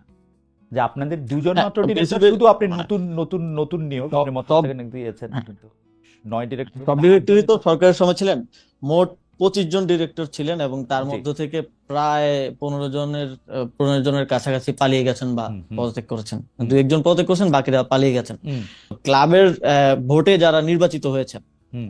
তাদেরকে তো অপসারণ করা কনস্টিটিউশনালি আমাদের জন্য পসিবল না, না। অপসারণ আমাদের করা জন্য সম্ভব না, যেটা, মানে তারা যখন অভিযোগ করলো তখন অভিযোগটা আমলে নেওয়ার সময় আপনি এই ব্যাপারটা ভেবেছিলেন কিনা যে তারা, না, অভিযোগ তো আর অবশ্যই আওয়ামী লীগ আমলে একটা আমরা মজার ব্যাপার হইলো, মানে এটাতে বিসিবির বোর্ডের ডিরেক্টররা যারা এখনো আছেন তাদের অনেকেই আমার খুবই, কিন্তু আমি এটা বলতে বাধ্য, গত সরকারের সময় কিন্তু কর্পোরেটও আসলে সরকারের দখলেই ছিল, মানে এটা আপনি আবাহনী লিমিটেড বলেন, অবশ্যই শেখ রাসেল প্রভাবের লিমিটেড বলেন, প্রভাবের বাইরে তো ছিল না, প্রভাবের ইয়াতে ইন্ডিপেন্ডেন্ট ছিল। ডিরেক্টর তবে তাদের কে ছিল তাদের সেটা। অভিযোগগুলো অভিযোগগুলো আমরা আমলে নিয়েছি এবং অভিযোগগুলো আমরা খতিয়ে দেখেছি এবং সেখানে আমরা যথেষ্ট সত্যতা পেয়েছি এবং আমাদের যেই ফ্যাক্ট ফাইন্ডিং কমিটি ছিল বিপিএল সংক্রান্ত এবং আদার্স, সেটাও আমরা দেখেছি। এবং আপনি দেখেছেন যে বিসিবিতে দুদক গেছে প্রথমবারের মতো এবং হুম। এই ধরনের পরিবেশ তৈরি হয়েছে এবং কিন্তু আহ, সেটা তো পরে বোঝা গেছে যে, কারণ সেটাও এরকম রিপোর্ট আমরা দেখছি, জনাব ফারুক আহমেদ এত কোটি টাকা সরালেন, পরে দেখা গেল যে এক ব্যাংক থেকে আরেক ব্যাংকে নিয়ে আসছেন, পরে দেখা গেল যে ওইটা যে সরাইছে না, সেটা তো সেইটাও আমিও বলছি। সেইটাও হ্যাঁ, ডিরেক্টরের সেটা তো দুইটা,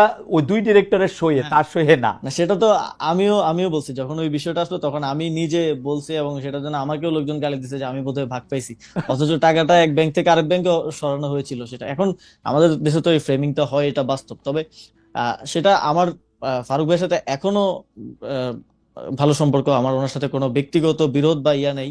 ওনার সাথে আমার ইয়াটা এক জায়গাতেই হয়েছে যে ক্রিকেটটাকে এই সময় ফেল করতে দেওয়া যাবে না, কারণ এটা আমার, যেহেতু আমি দায়িত্বশীল, সেই জায়গা থেকে আমারও একটা বড় ব্যর্থতা হিসেবে রয়ে যাবে। আপনি দেখেন ফুটবল বাংলাদেশে Okay. নতুন করে রিব্র্যান্ডিং হয়েছে, হুম ফুটবলে বাংলাদেশ ভালো করছে, কিন্তু ক্রিকেটে বাংলাদেশ অবনতি দিয়ে যাচ্ছে, যেটা আমাদের আসলে সবচেয়ে বড় স্পোর্টস হিসেবে আহ, ইয়ে করা হয়, গণ্য করা হয়। তো সেই জায়গা থেকেই আরেকজনকে দায়িত্বে নিয়ে আসা এবং হুম। তুলনামূলক বেটার ইয়া যাকে মনে হয়েছে এবং তিনি কাজ করছেন। সামনে বিসিবির ইলেকশন হবে, ইলেকশনের মাধ্যমে গণতান্ত্রিক প্রক্রিয়া, পরবর্তীতে যে প্রেসিডেন্ট আসবে বা যারা আসবে তারাই দায়িত্ব পালন করবেন। জনাব আসিফ সজীব ভাইয়া, অন্য প্রসঙ্গে যাওয়ার আগে এই প্রসঙ্গে একটা প্রশ্ন করে নিই যে, আপনি ক্রিকেট মাঠে গেলে আপনার নামে মিছিল হয়, সেটা আন্তর্জাতিক খেলা হোক বা বিপিএল খেলা হোক, এই এইটা এই চর্চা আমরা পাপন সাহেবের আমলে দেখেছি, পুরনো ওই বন্দোবস্ত পরিত্যাগ করছেন না কেন, মানে নাকি উৎসাহ দিচ্ছেন যারা আপনার নামে মিছিল না, দেয় এটা তারা আসলে স্টেডিয়ামে গেলে আইসক্রিম খাইতে পারে? না, না, না, এটা আসলে কারা দিয়েছে আমি ইয়ে করতে পারি না, কিন্তু পরবর্তীতে আমি যোগাযোগ করে তাদেরকে নিষেধ করেছিলাম এই ধরনের কাজ যাতে আর না করে। এবং আপনি যদি দেখেন সংবাদ সম্মেলনের সময় আমি নিজেও তাদেরকে থামানোর চেষ্টা করেছি। এটা তো আসলে যখন মনে করেন বুলবুল ভাই, আমাদের ক্ষেত্রে একটা পারসেপশন হয় যে আমাদের হয়তো পলিটিক্যাল লোকজন আছে, হুম। কিন্তু বুলবুল ভাই যখন অস্ট্রেলিয়া থেকে 15 বছর পরে আয়েশা প্রথম বিসিবিতে ঢুকলেন, তখনও তো বিসিবিতে ওনার নামে মিছিল হয়েছে। ও আচ্ছা, তাহলে এরা কারা? আসলে সবসময় কিছু লোকজন ভাই থাকে যারা যারা হচ্ছে একটু মিছিল দেয়। এটা করে বা একটু অতি উৎসাহী এই ধরনের কার্যক্রম করে থাকে, ওকে, কিন্তু এটা পরবর্তীতে আমি তাদের সাথে যোগাযোগ করে এই ধরনের কাজ করার ক্ষেত্রে নিরুৎসাহ ঠিক আছে, করেছি। আমরা আরেকটু সিরিয়াস বিষয়ে যাই। এটা ইদানিংকার বিষয়, মিটফোর্ডে পাথর দিয়ে যখন থেতলে হত্যা করা হয় তখন আপনি ক্ষোভ নিয়ে ফেসবুকে লিখেছিলেন, প্রস্তর যুগে স্বাগতম, কেউ ইতিহাস থেকে শিক্ষা নেবেন না, ধন্যবাদ। কিন্তু আমরা গত বছর থেকেই দেখেছি ভাত খাওয়ানোর পর ঢাকা বিশ্ববিদ্যালয়ে পিটিয়ে একজনকে হত্যা করা হয়েছে, কথিত তৌহিদি জনতা শতাধিক মাজারে আগুন দিয়েছে, গুড়িয়ে দিয়েছে, পোশাকের জন্য কোথায় কিভাবে চলাচল করবে এই কারণে নারীরা আক্রান্ত হয়েছে। সেক্ষেত্রে তৌহিদি জনতা অভিযুক্তদের ফুলের মালা গলায় দিয়ে বরণ করেছে, ঘোষণা দিয়ে বুলডোজার অভিযানের মাধ্যমে বাড়িঘর গুড়িয়ে দেওয়া, এসব ঘটনা প্রস্তর যুগের মধ্যে পড়বে কিনা, আপনি কোনো ঘটনায় প্রতিক্রিয়া জানার সময় সিলেক্টিভ কিনা, এবং সিলেক্টিভ হতে গিয়ে আপনি এক ধরনের লোকদের সন্তুষ্ট করুন। না, ঢাকা বিশ্ববিদ্যালয়ের ঘটনায়ও তো আমি পোস্ট করেছি যে হুম। এই ধরনের মব কোনোভাবেই আসলে ইয়ে না, কোনোভাবেই গ্রহণযোগ্য না, এবং সেটাতেও শাস্তি নিশ্চিতের জন্য, গ্রেফতারের জন্য আমার জায়গা থেকে আমি কাজ করার চেষ্টা করেছি। মাজারে যে ধরনের ভাঙচুর হয়েছে সেটাও আমরা স্ট্রংলি কন্ডেম করেছি এবং উপদেষ্টা মাহফুজ আলম এই বিষয়টা নিয়ে অনেক সোচ্চার ছিলেন, তিনি কাজ করেছেন, সরকার কাজ করেছে। এবং এই যে আইন শৃঙ্খলা পরিস্থিতির, আমি মনে করি এই সরকারের একটা বড় নেগেটিভ এবং ইয়ার জায়গা হচ্ছে আইন শৃঙ্খলা পরিস্থিতি সম্পূর্ণ নিয়ন্ত্রণ বা উন্নয়ন করতে না পারা। আইন শৃঙ্খলা পরিস্থিতি আসলে সবসময় যে খুব ভালো অবস্থায় থাকে তা না, তবে এই সরকারের সময়টাতে দেখা গেছে যে বিগত সময়ের তুলনায় এই ধরনের ঘটনা একটু বেশি ঘটেছে। এবং এটার ক্ষেত্রে কিছু বাস্তবতাও তো আসলে দেখতে হবে যে আমরা যখন দায়িত্ব গ্রহণ করি প্রায় 1 মাস আমাদেরকে পুলিশ অফিসার খুঁজে খুঁজে আনতে হয়েছে যে কোথায় আছে, পালায় হুম। গেছে বা ভয়ে আসতেছে না এরকম। এবং আমার জানা মতে প্রায় 150-র উপরে অফিসার ইতিমধ্যেই স্টেশনে না থাকার কারণে, মানে পালিয়ে যাওয়ার কারণে অলরেডি বহিষ্কৃত হয়েছেন বা তাদের বিরুদ্ধে পুলিশের অভ্যন্তরীণ যে ডিপার্টমেন্টাল প্রসিজার চলছে। তো এই যে চ্যালেঞ্জগুলো এবং এইখানে বিগত সময়ে 15 বছরে রাজনৈতিক নিয়োগ হয়েছে এবং তাদের এক ধরনের রাজনৈতিক লয়ালিটিও আছে অনেকের। তো সেই জায়গা থেকে এই পুলিশ এবং এই আইন শৃঙ্খলা এই বাস্তবতা যেমন আছে, এই সবকিছু মিলিয়ে আইন শৃঙ্খলা পরিস্থিতির ক্ষেত্রে এই সরকার অন্যান্য ক্ষেত্রে যেমন অর্থনীতির ক্ষেত্রে যেভাবে সাফল্য দেখাতে পেরেছে, আইন শৃঙ্খলা নিয়ন্ত্রণের ক্ষেত্রে সেভাবে সাফল্য দেখাতে পারে নাই। এবং আরেকটা বিষয় আছে এখানে, কিছু ক্ষেত্রে এখানে রাজনৈতিক দলগুলো সরকারকে অনেক সহযোগিতা করেছে, এটা অবশ্যই স্বীকার করতে হবে। যেমন প্রথম দিকে যখন বিভিন্ন মাইনরিটিস বিভিন্ন বা ইয়ার উপর হামলা হচ্ছিল, তখন আপনারা দেখেছেন যে জামাতে ইসলামী কিংবা বিএনপি সহ আরো রাজনৈতিক দল যারা আছেন তারা সেখানে পাহারা দিয়েছেন, ছাত্ররা পাহারা দিয়েছে। তো আবার কিছু ক্ষেত্রে আমরা অসহযোগিতাও দেখেছি, যেমন কোনো চাঁদাবাজির দায়ে কাউকে অ্যারেস্ট করা হলে থানায় হামলা করা হয়েছে। এরকম থানায় হামলার ঘটনা যদি থানায় হামলা লিখে গুগলে সার্চ দেন গত এক বছরে অন্তত 10টার বেশি পাওয়া যাবে। তো এই সবকিছু মিলিয়ে আইন শৃঙ্খলা পরিস্থিতিতে সরকার অন্যান্য ক্ষেত্রে যেরকম সাফল্য দেখাতে পেরেছে সেরকমটা দেখাতে পারে নাই। এটা আমার মূল্যায়ন কিংবা আত্মসমালোচনা যেটাই বলেন। আমরা উম, একটু শেষ করে আনছি আমাদের ক্ষমতার কেন্দ্র কথা বলেছেন, সেটা সামরিক বাহিনী হোক বা অন্য জায়গার থেকে আপনি বলেছেন যে এটা আসলে ক্ষমতার ভিতরে এখন রাজনৈতিক দলগুলোকে আপনি ইঙ্গিত করেছেন, রাজনৈতিক বয়ানগুলিকে আপনি ইঙ্গিত করেছেন বা রাজনৈতিক এন্টিটিকে অস্তিত্বকে আপনি এন্টিটি করেছেন। কিন্তু আমরা দেখেছি যখন আপনারা সরকার গঠন করেন অর্থাৎ 5 আগস্ট 2024 পরবর্তী সময় আমরা আপনার লেখা থেকে জানছি যে আপনারা বিএনপির যে ভারপ্রাপ্ত চেয়ারপারসন জনাব তারেক রহমানের সাথে কথা বলছেন। সেখানে তারেক রহমান জানাচ্ছেন, আমি আপনার লেখা থেকে তারেক রহমানকে উদ্ধৃত করছি, যে সংস্কারের ভাবনাগুলি আপনারা বলার পরে তিনি বলছিলেন যে এত বেশি দায়িত্ব নেওয়ার প্রয়োজন আছে বলে তো মনে হয় না, আপনারা তত্ত্বাবধায়ক সরকার গঠন করে একটা নির্বাচন দিয়ে দিতে পারেন। জনাব তারেক রহমান প্রস্তাব দিলেন প্রধান উপদেষ্টা রেখে 7 জনের একটা সরকার গঠন করে 3 মাসের মধ্যে নির্বাচন দেয়া যেতে পারে। আপনারা তখন এই ব্যাপারটি এরকম না করে একটি সরকার করলেন, সেই সরকারকে আসলে 1 বছর 1.5 বছর সময়ের পরে আমরা একটা ইলেকশনের টাইম পেলাম। এইটা কি আসলে ঠিক হলো নাকি ওইটা হইলেই ভালো হইতো? কারণ আপনি যেহেতু বলতেছেন যে সরকারের ভিতরে সরকার, নানা জনের মধ্যে নানা রকম অনাস্থা, আপনার কাছে এখন কি মনে হয় 7 জনের একটা উপদেষ্টা সরকার করে দ্রুত 3 মাসের মধ্যে নির্বাচন দিয়ে দিলেই ভালো হতো? যেহেতু এই সরকারও বলতেছেন আসলে সংস্কারটা করতে হবে নতুন সরকার এসে, তারা তো সরকার করতে পারবেন না, এটা আপনার কি মনে হয়? আরেকটা সাপ্লিমেন্টারি কোশ্চেন আমি করে রাখি। একটা বড় প্রসঙ্গ ওই দিনের শপথ নেওয়ার ব্যাপারে, যে আপনাদের কি আসলে সংবিধানের অধীনে শাহাবুদ্দিন সাহেবের কাছ থেকেই শপথ নেওয়াটা মাস্ট ছিল? এটা নিয়ে আসলে ইনসিস্টটা কে করতেছিলেন, ডক্টর মোহাম্মদ ইউনূস আপনারা নাকি যারা আপনাদের বুঝিয়েছে তারা? একটু যদি এই দুইটা বিষয় একটু বলতেন।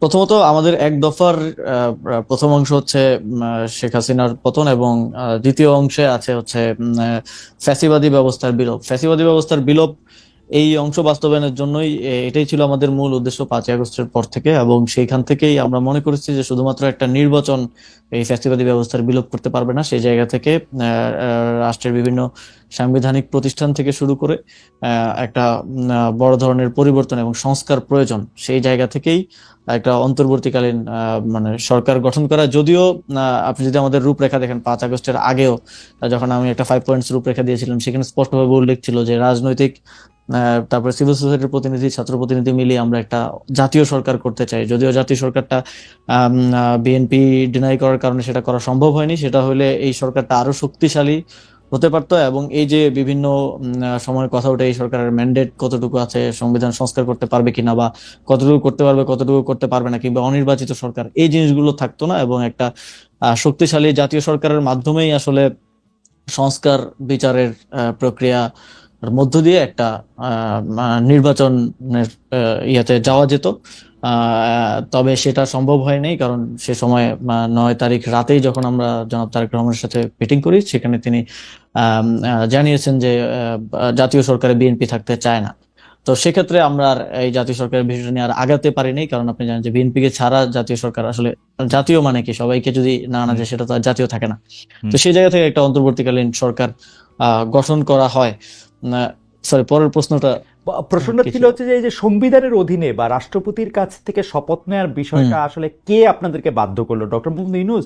কারণ আমরাও শুনেছি যে আপনারা জাতীয় সরকার করতে চেয়েছিলেন, কিন্তু জাতীয় সরকার যখন হলো না, মানে 7 তারিখের বা 8 তারিখের মিটিং যখন হলো না, আপনারা যখন সন্ধ্যায় শপথ নিতে গেলেন, সেই শপথটা যে আওয়ামী লীগ নিযুক্ত অর্থাৎ শেখ হাসিনার নির্বাচিত বা নিযুক্ত রাষ্ট্রপতির কাছ থেকে করতে হবে বা সংবিধান মেনে করতে হবে, এইটাতে আপনারা কিভাবে মানে একমত হলেন বা বাধ্য হলেন, আমি যদি প্রথমত ওই সময়কার যে বাস্তবতা, 5ই আগস্ট আমরা প্রথমত যে 5ই আগস্ট আমরা দেখলাম যে রাজনৈতিক দলগুলো ক্যান্টনমেন্টে গেলেন, অথচ একটা মানে সফল গণঅভ্যুত্থানের পরে আমরা আশা করেছিলাম যে রাজনৈতিক দলগুলো গণঅভ্যুত্থানের নেতৃত্বের সাথে বসবেন এবং রাজনৈতিক সিদ্ধান্তটা রাজনৈতিক জায়গা থেকেই হবে। রাজনৈতিক সিদ্ধান্তটা বাংলাদেশে বারবার বাংলাদেশের ইতিহাসে আমরা দেখেছি, সামরিক হস্তক্ষেপ সেখানে হয়েছে, সর্বশেষে 1/11 সময় দেখেছি, এবং কোনো অভিজ্ঞতাই কিন্তু ভালো না বাংলাদেশের ইতিহাসের জন্য, যে কোনো সামরিক হস্তক্ষেপই আসলে শেষ পর্যন্ত দেশের জন্য ভালো কিছু বয়ে আনতে পারে নাই। তো সেই জায়গা থেকে আমাদের একটা ইয়া ছিল যে রাজনৈতিক সিদ্ধান্তগুলো, সরকার গঠনের সিদ্ধান্তটা সামরিক হস্তক্ষেপ মুক্ত রাখা। কিন্তু যখন আসলে 5ই আগস্ট আমরা যখন রাজপথে যখন গণভবনের দিকে যাচ্ছি, তখন রাজনৈতিক দলগুলো ক্যান্টনমেন্টে যাচ্ছে আলোচনা করার জন্য। এটা ছিল প্রথম, ওই যে আমি যে বললাম ক্ষমতার কেন্দ্রগুলা ভাগ হয়ে যাওয়া বা ম্যান্ডেটটা আসলে কিন্তু শুধু সামরিক রাজনৈতিক দলগুলি তো, এস্টাবলিশমেন্ট শুধু কাছে রাজনৈতিক দিয়ে। দলগুলি তো না, আপনার সহযোদ্ধারাও তো গিয়েছিলেন সে সময় ক্যান্টনমেন্ট। হ্যাঁ, সে সময় ক্যান্টনমেন্টে খুব ইন্টারেস্টিংলি যে 3জনকে আসলে সমন্বয়ক হিসেবে দেখানো হয়েছিল, তারা সমন্বয়ক ছিল না, তারা ভুয়া। এবং পরবর্তীতে তাদের সাথে যোগাযোগ করে আমরা জানতে পেরেছি যে বঙ্গভবনের বাইরে তারা ওই দিক দিয়ে হাঁটতেছিল আন্দোলনের অংশ হিসেবে, ওইখান থেকে তাদের 3জনকে ধরে নিয়ে যাওয়া হয়েছে।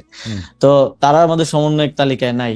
তো এটা এইভাবে ফ্রেমিং করা হয়েছে যে সমন্বয়করাও বৈঠকে আছে, সমন্বয়করাও সিদ্ধান্ত গ্রহণ প্রক্রিয়ায় আছে।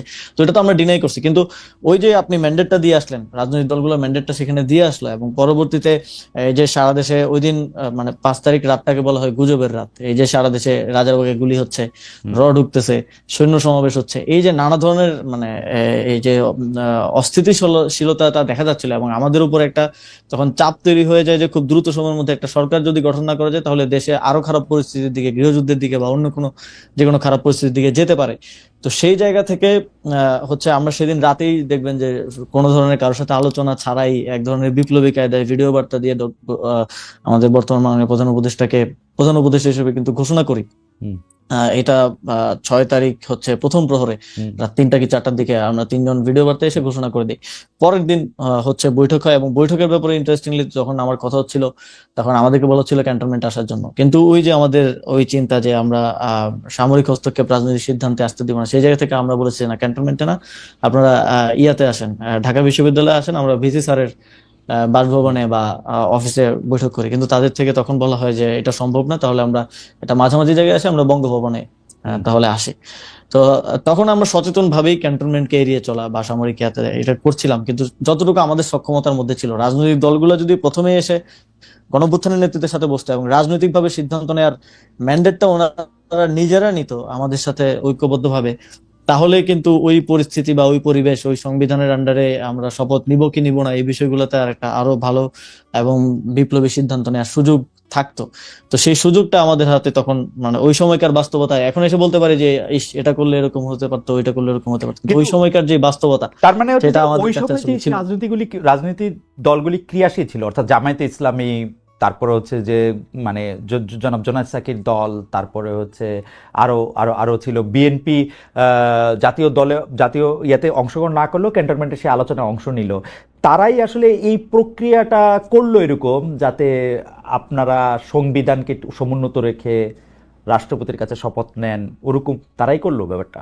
তাদের অ্যাকশনের কারণেই ওই পরিস্থিতিটা আসলে মানে তৈরি হলো আর কি। আমরা কিন্তু মানে শপথের আগ পর্যন্ত এটা চেষ্টা করে যাচ্ছিলাম যে আমরা শপথটা ইয়াতে নেই, মানে শহীদ মিনারে নেই। এবং যখন আমরা প্রধান উপদেষ্টার নাম ঘোষণা করি ভিডিও বার্তা আপনি দেখেন, তখন তো আমরা কারোর সাথে আলোচনা করি নাই যে মানে তখন আমরা না রাষ্ট্রপতির সাথে আলোচনা করেছি, না ইয়ার সাথে তিন বাহিনী প্রধানের সাথে আলোচনা করেছি, আমরা কিন্তু ওনাকে প্রধান উপদেষ্টা ঘোষণা করে দিয়েছি। এবং কিন্তু পরবর্তীতে যেই অস্থিতিশীল পরিবেশ তৈরি হচ্ছিল এবং আমাদেরকে সকল পক্ষ থেকে এটা বলা হচ্ছিল খুব দ্রুত সরকারটা গঠন করতে হবে, না হলে দেশ যে কোনো খারাপ পরিস্থিতির দিকে যেতে পারে। এবং তখনকার বাস্তবতাটা এটা ছিল, সবাই খুব চিন্তিত ছিল, বিভিন্ন জায়গায় ডাকাতি হচ্ছিল, মানুষকে নেমে আসতে হচ্ছিল আইন শৃঙ্খলা রক্ষা করার জন্য। তো সেই পরিস্থিতিতে আসলে খুব দ্রুততার সাথে সরকার গঠনটা এবং তখন লিয়াজু কমিটির মাধ্যমে একটা প্রক্রিয়ার মধ্য দিয়ে আসলে আপনার সরকার কাছে কি গঠনটাই মনে হয় যে আপনার কাছে মূল কি মনে হয় যে ইয়ে হয়ে উঠেছে। আমরা যারা গণমাধ্যম বা সংবাদ মাধ্যম তারা আসলে মূল যদি আমি 5, 6, 7, 8 তারিখের কথা বলি, অর্থাৎ তারপর থেকে জনাব আসিফ নজরুল, জনাব সৈয়দা রিজওয়ানা হাসান, জনাব আদিলুর রহমান খান, এর মধ্যে জনাব আসিফ নজরুলকে আমরা সবচেয়ে বেশি সক্রিয় দেখেছি, তার কথা বলেছে। আপনার কাছে কি মনে হয় জনাব আসিফ নজরুল, ডক্টর মোহাম্মদ ইউনূস তারাও কি এইরকম ভাবেই সরকারটা করতে চেয়েছিলেন, বা জনাব আদিলুর রহমান খান, সৈয়দা রিজওয়ানা হাসান? দেখেন, এক তো হচ্ছে এখানে আমরা যারা মানে গণঅভ্যুত্থানের সামনে থেকে নেতৃত্ব দিয়েছি বা ইয়ে করেছি তাদের একটা বিপ্লবী বা বৈপ্লবিক চিন্তার জায়গা আছে, কিন্তু যারা এখানে বিভিন্ন প্রফেশন বা এক্সপার্টিজের জায়গা থেকে এসেছেন, অবশ্যই অন্যান্য স্টেক হোল্ডারদের মতামতের ভিত্তিতে, তো ওনারা তো আমাদের মতো সেম ভাবে চিন্তা করেন না। এবং মাঝে মধ্যে আমাদের ইনফর্মাল আলোচনায় এটা হয়তো বলেনও। এবং এটাও স্বাভাবিক। আমি যেভাবে চিন্তা করি আপনি তো সেভাবে চিন্তা করবেন না। তো আপনার একটা এক্সপার্টিজের জায়গা আছে, আপনি একজন সাংবাদিক, আপনি আপনার অ্যাপ্রোচ থেকে চিন্তা করবেন। তো একজন শিক্ষক, একজন পরিবেশ কর্মী, কিংবা একজন সাবেক সচিব, কিংবা একজন লয়ার, সবার চিন্তাটা তো এক জায়গায় হবে না। তো সেই জায়গা থেকে এই সরকারের একটা বড় বৈশিষ্ট্য আমি বলবো যে স্থিতিশীলতা রক্ষা করা ছিল প্রথম থেকেই সরকারের মধ্যে। আমরা যারা ছিলাম, যারা গণঅভ্যুত্থানে, তারা একটা ড্রাস্টিক চেঞ্জ চেয়ে এসেছি, কিন্তু এই ড্রাস্টিক চেঞ্জ না হয়ে সেটা গ্র্যাজুয়ালিজমের মাধ্যমে আস্তে আস্তে পরিবর্তনটা হওয়া এবং 1 বছর পরে একটা ঘোষণাপত্র পাওয়া এবং সংস্কারের বিষয়গুলো। আমরা ওকে, তো সংবিধান পুনর্লিখনের কথা বলেছি। এখন ঐকমত্য কমিশনের যিনি সহসভাপতি আছেন, ডক্টর আলী রিয়াজ স্যার, তিনিও পুনর্লিখনের কথা বলেছেন।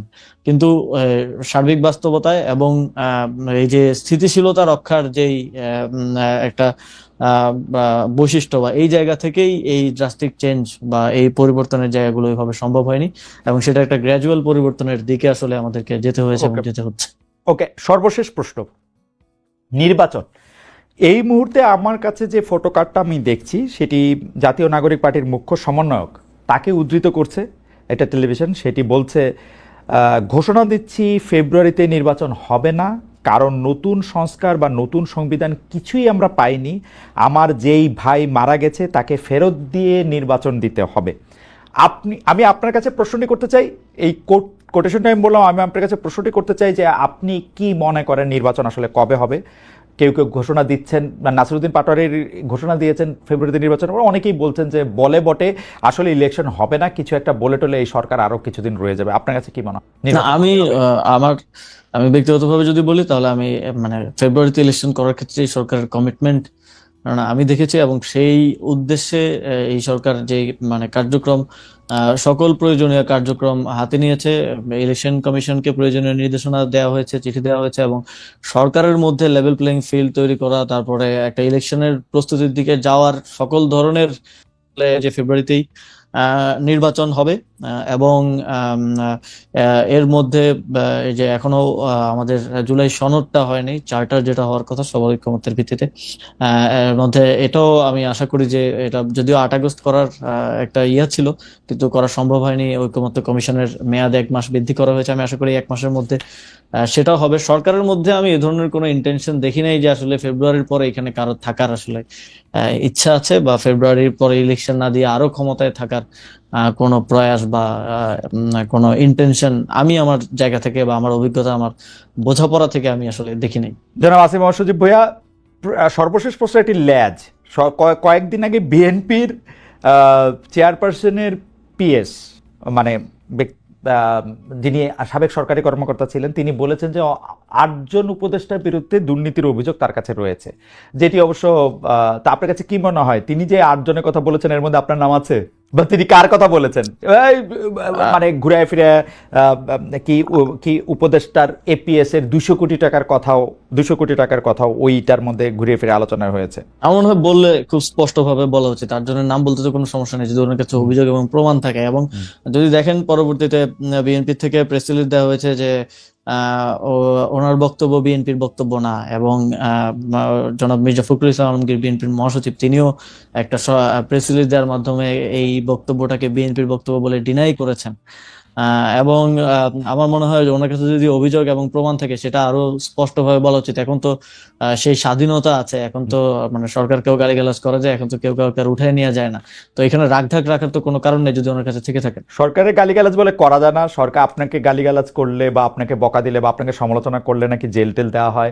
কয়েকদিন আগে নাকি কি স্কুলের এক বাচ্চাকে জেল দেওয়া হয়েছে ফেসবুকে কি পোস্ট দেওয়ার কারণে। মানে এগুলি আপনারা, আমি এখন ওইটা আপনার জন্য প্রশ্ন ছিল না বলে ওইটা এরকম স্পেসিফিক না, কিন্তু আসলে উপদেষ্টাদের বিরুদ্ধে কথা বললে কি জেল হয় এরকম আপনি শুনছেন বা প্রধান না উপদেষ্টা? খালেদ ভাই, প্রতিদিনই তো হচ্ছে। এখন ফেসবুক খুলেই দেখা যাবে কেউ না কেউ সরকারকে অথবা সরকার বলতেছে, বা কোনো একজন উপদেষ্টাকে গালি দিচ্ছে। এই যে পাথর ইস্যু নিয়ে রেতো না পাওয়ার ব্যাপারে বলতেছে, বা আমার মন্ত্রণালয়ের কোনো ব্যর্থতা সফলতা এগুলো নিয়ে আমাকে গালি দিচ্ছে, এবং ট্যাগ করে করে, এই যে ট্যাগ করলে তো মেনশনে আসে, মেনশনে গিয়ে মাঝে মধ্যে আচ্ছা, দেখি যে ট্যাগ করে করেও গালি দিচ্ছে। তো সেটা তো কিছু হচ্ছে না, বা যাই হোক, এখন তো ওই প্র্যাকটিসটাই সরকারের মধ্যে নাই। আপনার সঙ্গে লম্বা আলাপে আমরা অনেকগুলি বিষয় জানতে পারলাম। আপনার বিষয়েও জানতে পেরেছি, আমরা মন্ত্রণালয়ের বিষয়ে জানতে পেরেছি, আপনার এলাকা নিয়েও জানতে পেরেছি। তবে আমার মনে হয় জনাব আসিফ মোহাম্মদ সজীব ভূঁইয়া, এটা আমার ধারণা, আপনার এই সাক্ষাৎকারটি বা আপনার সাথে এই আলোচনাটি, কথোপকথনটি যদি মুরাদনগরের মানুষ দেখে থাকেন, তারা আপনার অবস্থানটা একদম স্পষ্ট জানবেন, এবং হয়তো ওইখানে যিনি বিএনপির নেতা আছেন জনাব কায়কোবাদ, উনি খুব খুশি হবেন যে আপনি আসলে ওইখানে মানে প্রতিদ্বন্দ্বিতা করছেন না, বা আপনার উদ্দেশ্য সেখানে নির্বাচন করা নয়। এছাড়াও আরও অনেকগুলি বিষয়, সরকারের ভিতরে ক্ষমতার কেন্দ্র, সামরিক বাহিনীর অবস্থান, কাগজে কলমে নানা বিষয়ে আপনি কথা বলেছেন। আপনি আমাদের দর্শকদের উদ্দেশ্যে যদি আপনার কিছু বলার থাকে আপনি একটু যোগ করতে পারেন, তার আগে আমি আপনাকে অনেক ধন্যবাদ দিয়ে রাখি। ও অবশ্যই এই মুহূর্তে, হ্যাঁ, জি, আপনি শেষ করেন। এই মুহূর্তে বাংলাদেশ একটা মানে গুরুত্বপূর্ণ ঐতিহাসিক সময় পার করছে, এবং এই বিগত এই 1 বছর বাংলাদেশের এবং জুলাই গণঅভ্যুত্থানের পরে মানুষের মধ্যে যে রাজনৈতিক সচেতনতা এবং রাজনীতি নিয়ে কথা বলার যে পরিবেশ এবং তো প্র্যাকটিসটা তৈরি হয়েছে, আমি মনে করি এটা বাংলাদেশের গণতন্ত্র এবং ভবিষ্যতের জন্য খুব ভালো একটা বিষয়। এবং আমি প্রত্যাশা করব বাংলাদেশের জনগণের কাছ থেকে যে এটা এভাবেই সামনের দিনেও থাকবে। বাংলাদেশের মানুষ কথা বলবে, কোনো সাপ্রেশনে তারা আর দমে যাবে না, এবং বাংলাদেশে এই যে গণতান্ত্রিক পরিবেশ যেখানে বাক স্বাধীনতা এবং গণতান্ত্রিক মূল্যবোধ গুলো সঠিকভাবে প্র্যাকটিস গুলো করা যায়, এই পরিবেশটা সামনের দিনও থাকবে। এই জন্য আমার আহ্বান থাকবে সকল স্টেক হোল্ডার, রাজনৈতিক বা সামাজিক স্টাবলিশমেন্ট থেকে শুরু করে সবাই একটা ইতিবাচক এবং সুন্দর বাংলাদেশ গড়ার জন্য একসাথে কাজ করবে। জনাব আসিফ মোহাম্মদ সজীব ভূঁইয়া, আমরা দর্শকদের কাছে জানতে চেয়েছিলাম যে আপনার একটি বক্তব্যকে কেন্দ্র করে যে রাজনৈতিক অরাজনৈতিক শক্তির বাধায় অন্তর্বর্তী সরকার রাষ্ট্রের আমূল পরিবর্তন করতে পারছে না মনে করেন উপদেষ্টা আসিফ মোহাম্মদ সজীব ভূঁইয়া। প্রিয় দর্শক, এই অভিযোগ সঠিক বলে মনে করেন কিনা? শতকরা 69% দর্শক মনে করেন এই অভিযোগ সঠিক, শতকরা 31% দর্শক মনে করেন যে এই অভিযোগ সঠিক নয়। 29,000 দর্শক এখানে ভোট দিয়েছেন। জনাব আসিফ মোহাম্মদ সজীব ভূঁইয়া, আপনাকে অনেক ধন্যবাদ আমাদের সাথে যুক্ত হওয়ার জন্য। আমরা ভবিষ্যতে আশা করবো আপনি যখন রাজনীতি শুরু করবেন তখনও যাতে আপনার সাথে আমাদের কথোপকথন হয়, এবং আপনাকে শুভেচ্ছা এবং ধন্যবাদ জানিয়ে দর্শকদেরও অনেক ধন্যবাদ জানিয়ে আমরা আজকের অনুষ্ঠান এখানে শেষ করছি। জুলাই অভ্যুত্থান, যার মধ্য দিয়ে 1.5 দশক ধরে ক্ষমতায় থাকা আওয়ামী লীগ সরকারের পতন হয়, সে সময় রাজনৈতিক দলগুলোকে সম্মুখ সারিতে দেখা না গেলেও পরবর্তী সময়ে এর কৃতিত্বের দাবি করতে দেখা গেছে। তাদের ভূমিকা কতটা ছিল সেটা নিয়ে বিশ্লেষকসহ অনেকের মধ্যেই প্রশ্ন রয়েছে। আন্দোলনে অংশ নেওয়া বেসরকারি বিশ্ববিদ্যালয়ের শিক্ষার্থী নুসরত জাহান টুম্পা 31 জুলাই নিজ প্রতিষ্ঠানের একজনকে বাঁচাতে প্রাণপণ চেষ্টা করেন এবং পুলিশের গাড়ির সামনে দাঁড়িয়ে ভাইরাল হয়েছিলেন। তিনি বিবিসিকে বলছিলেন তিনি নিজের পাশে কোনো দল বা সংগঠন দেখেননি, আশেপাশের সবাইকে সাধারণ শিক্ষার্থী, জনগণ ও সহযোদ্ধা হিসেবেই লিখেছেন, যাদের কোনো দলীয় ট্যাগ ছিল না। এখন যদি কোনো দল এসে একপাক্ষিকভাবে বলে যে এর মাস্টারমাইন্ড আমরা ছিলাম, আমাদের এই ক্রেডিট ছিল, এটা সম্পূর্ণ আমার কাছে হাস্যকর মনে হয়। কারণ সেই সময় আমার যে সহযোদ্ধা ছিল, আমি দেখিনি তাকে বলতে যে আমি এই দলের বা ওই সংগঠন। তো আজকে এই পর্যন্তই, কিন্তু প্রশ্নগুলো এখানেই শেষ নয়। এই দেশ, এই রাজনীতি, এটা আমাদের সবার। আপনি, আমি, আমরা সবাই মিলে গড়ে তুলব সচেতনতার একটা মঞ্চ। আপনার ভাবনা, আপনার চিন্তা এবং আপনার মতামত আমাদের দরকার। তাই কমেন্টে লিখে জানান এই মুহূর্তে আপনি কি ভাবছেন এবং আপনি কোন দিকে তাকাচ্ছেন। রিপাবলিক অ্যান্ড পলিটিক্স কেবল খবর বা বক্তব্যের জায়গা নয়, এটা একটা ভিন্ন মতের প্ল্যাটফর্ম। এখানে প্রশ্ন করার সাহস আছে, সত্যের পেছনে ছুটে চলার স্পর্ধা আছে। চ্যানেলটি ভালো লাগলে অবশ্যই সাবস্ক্রাইব করে পাশে থাকুন, কারণ একটা ক্লিকেই হতে পারে হাজারো অন্ধকার ভেদ করে আলো খোঁজা শুরু। ফিরছি পরের পর্বে আরও খোলামেলা বিশ্লেষণ নিয়ে। সে পর্যন্ত সবাই ভালো থাকুন, সুস্থ থাকুন। আল্লাহ হাফেজ।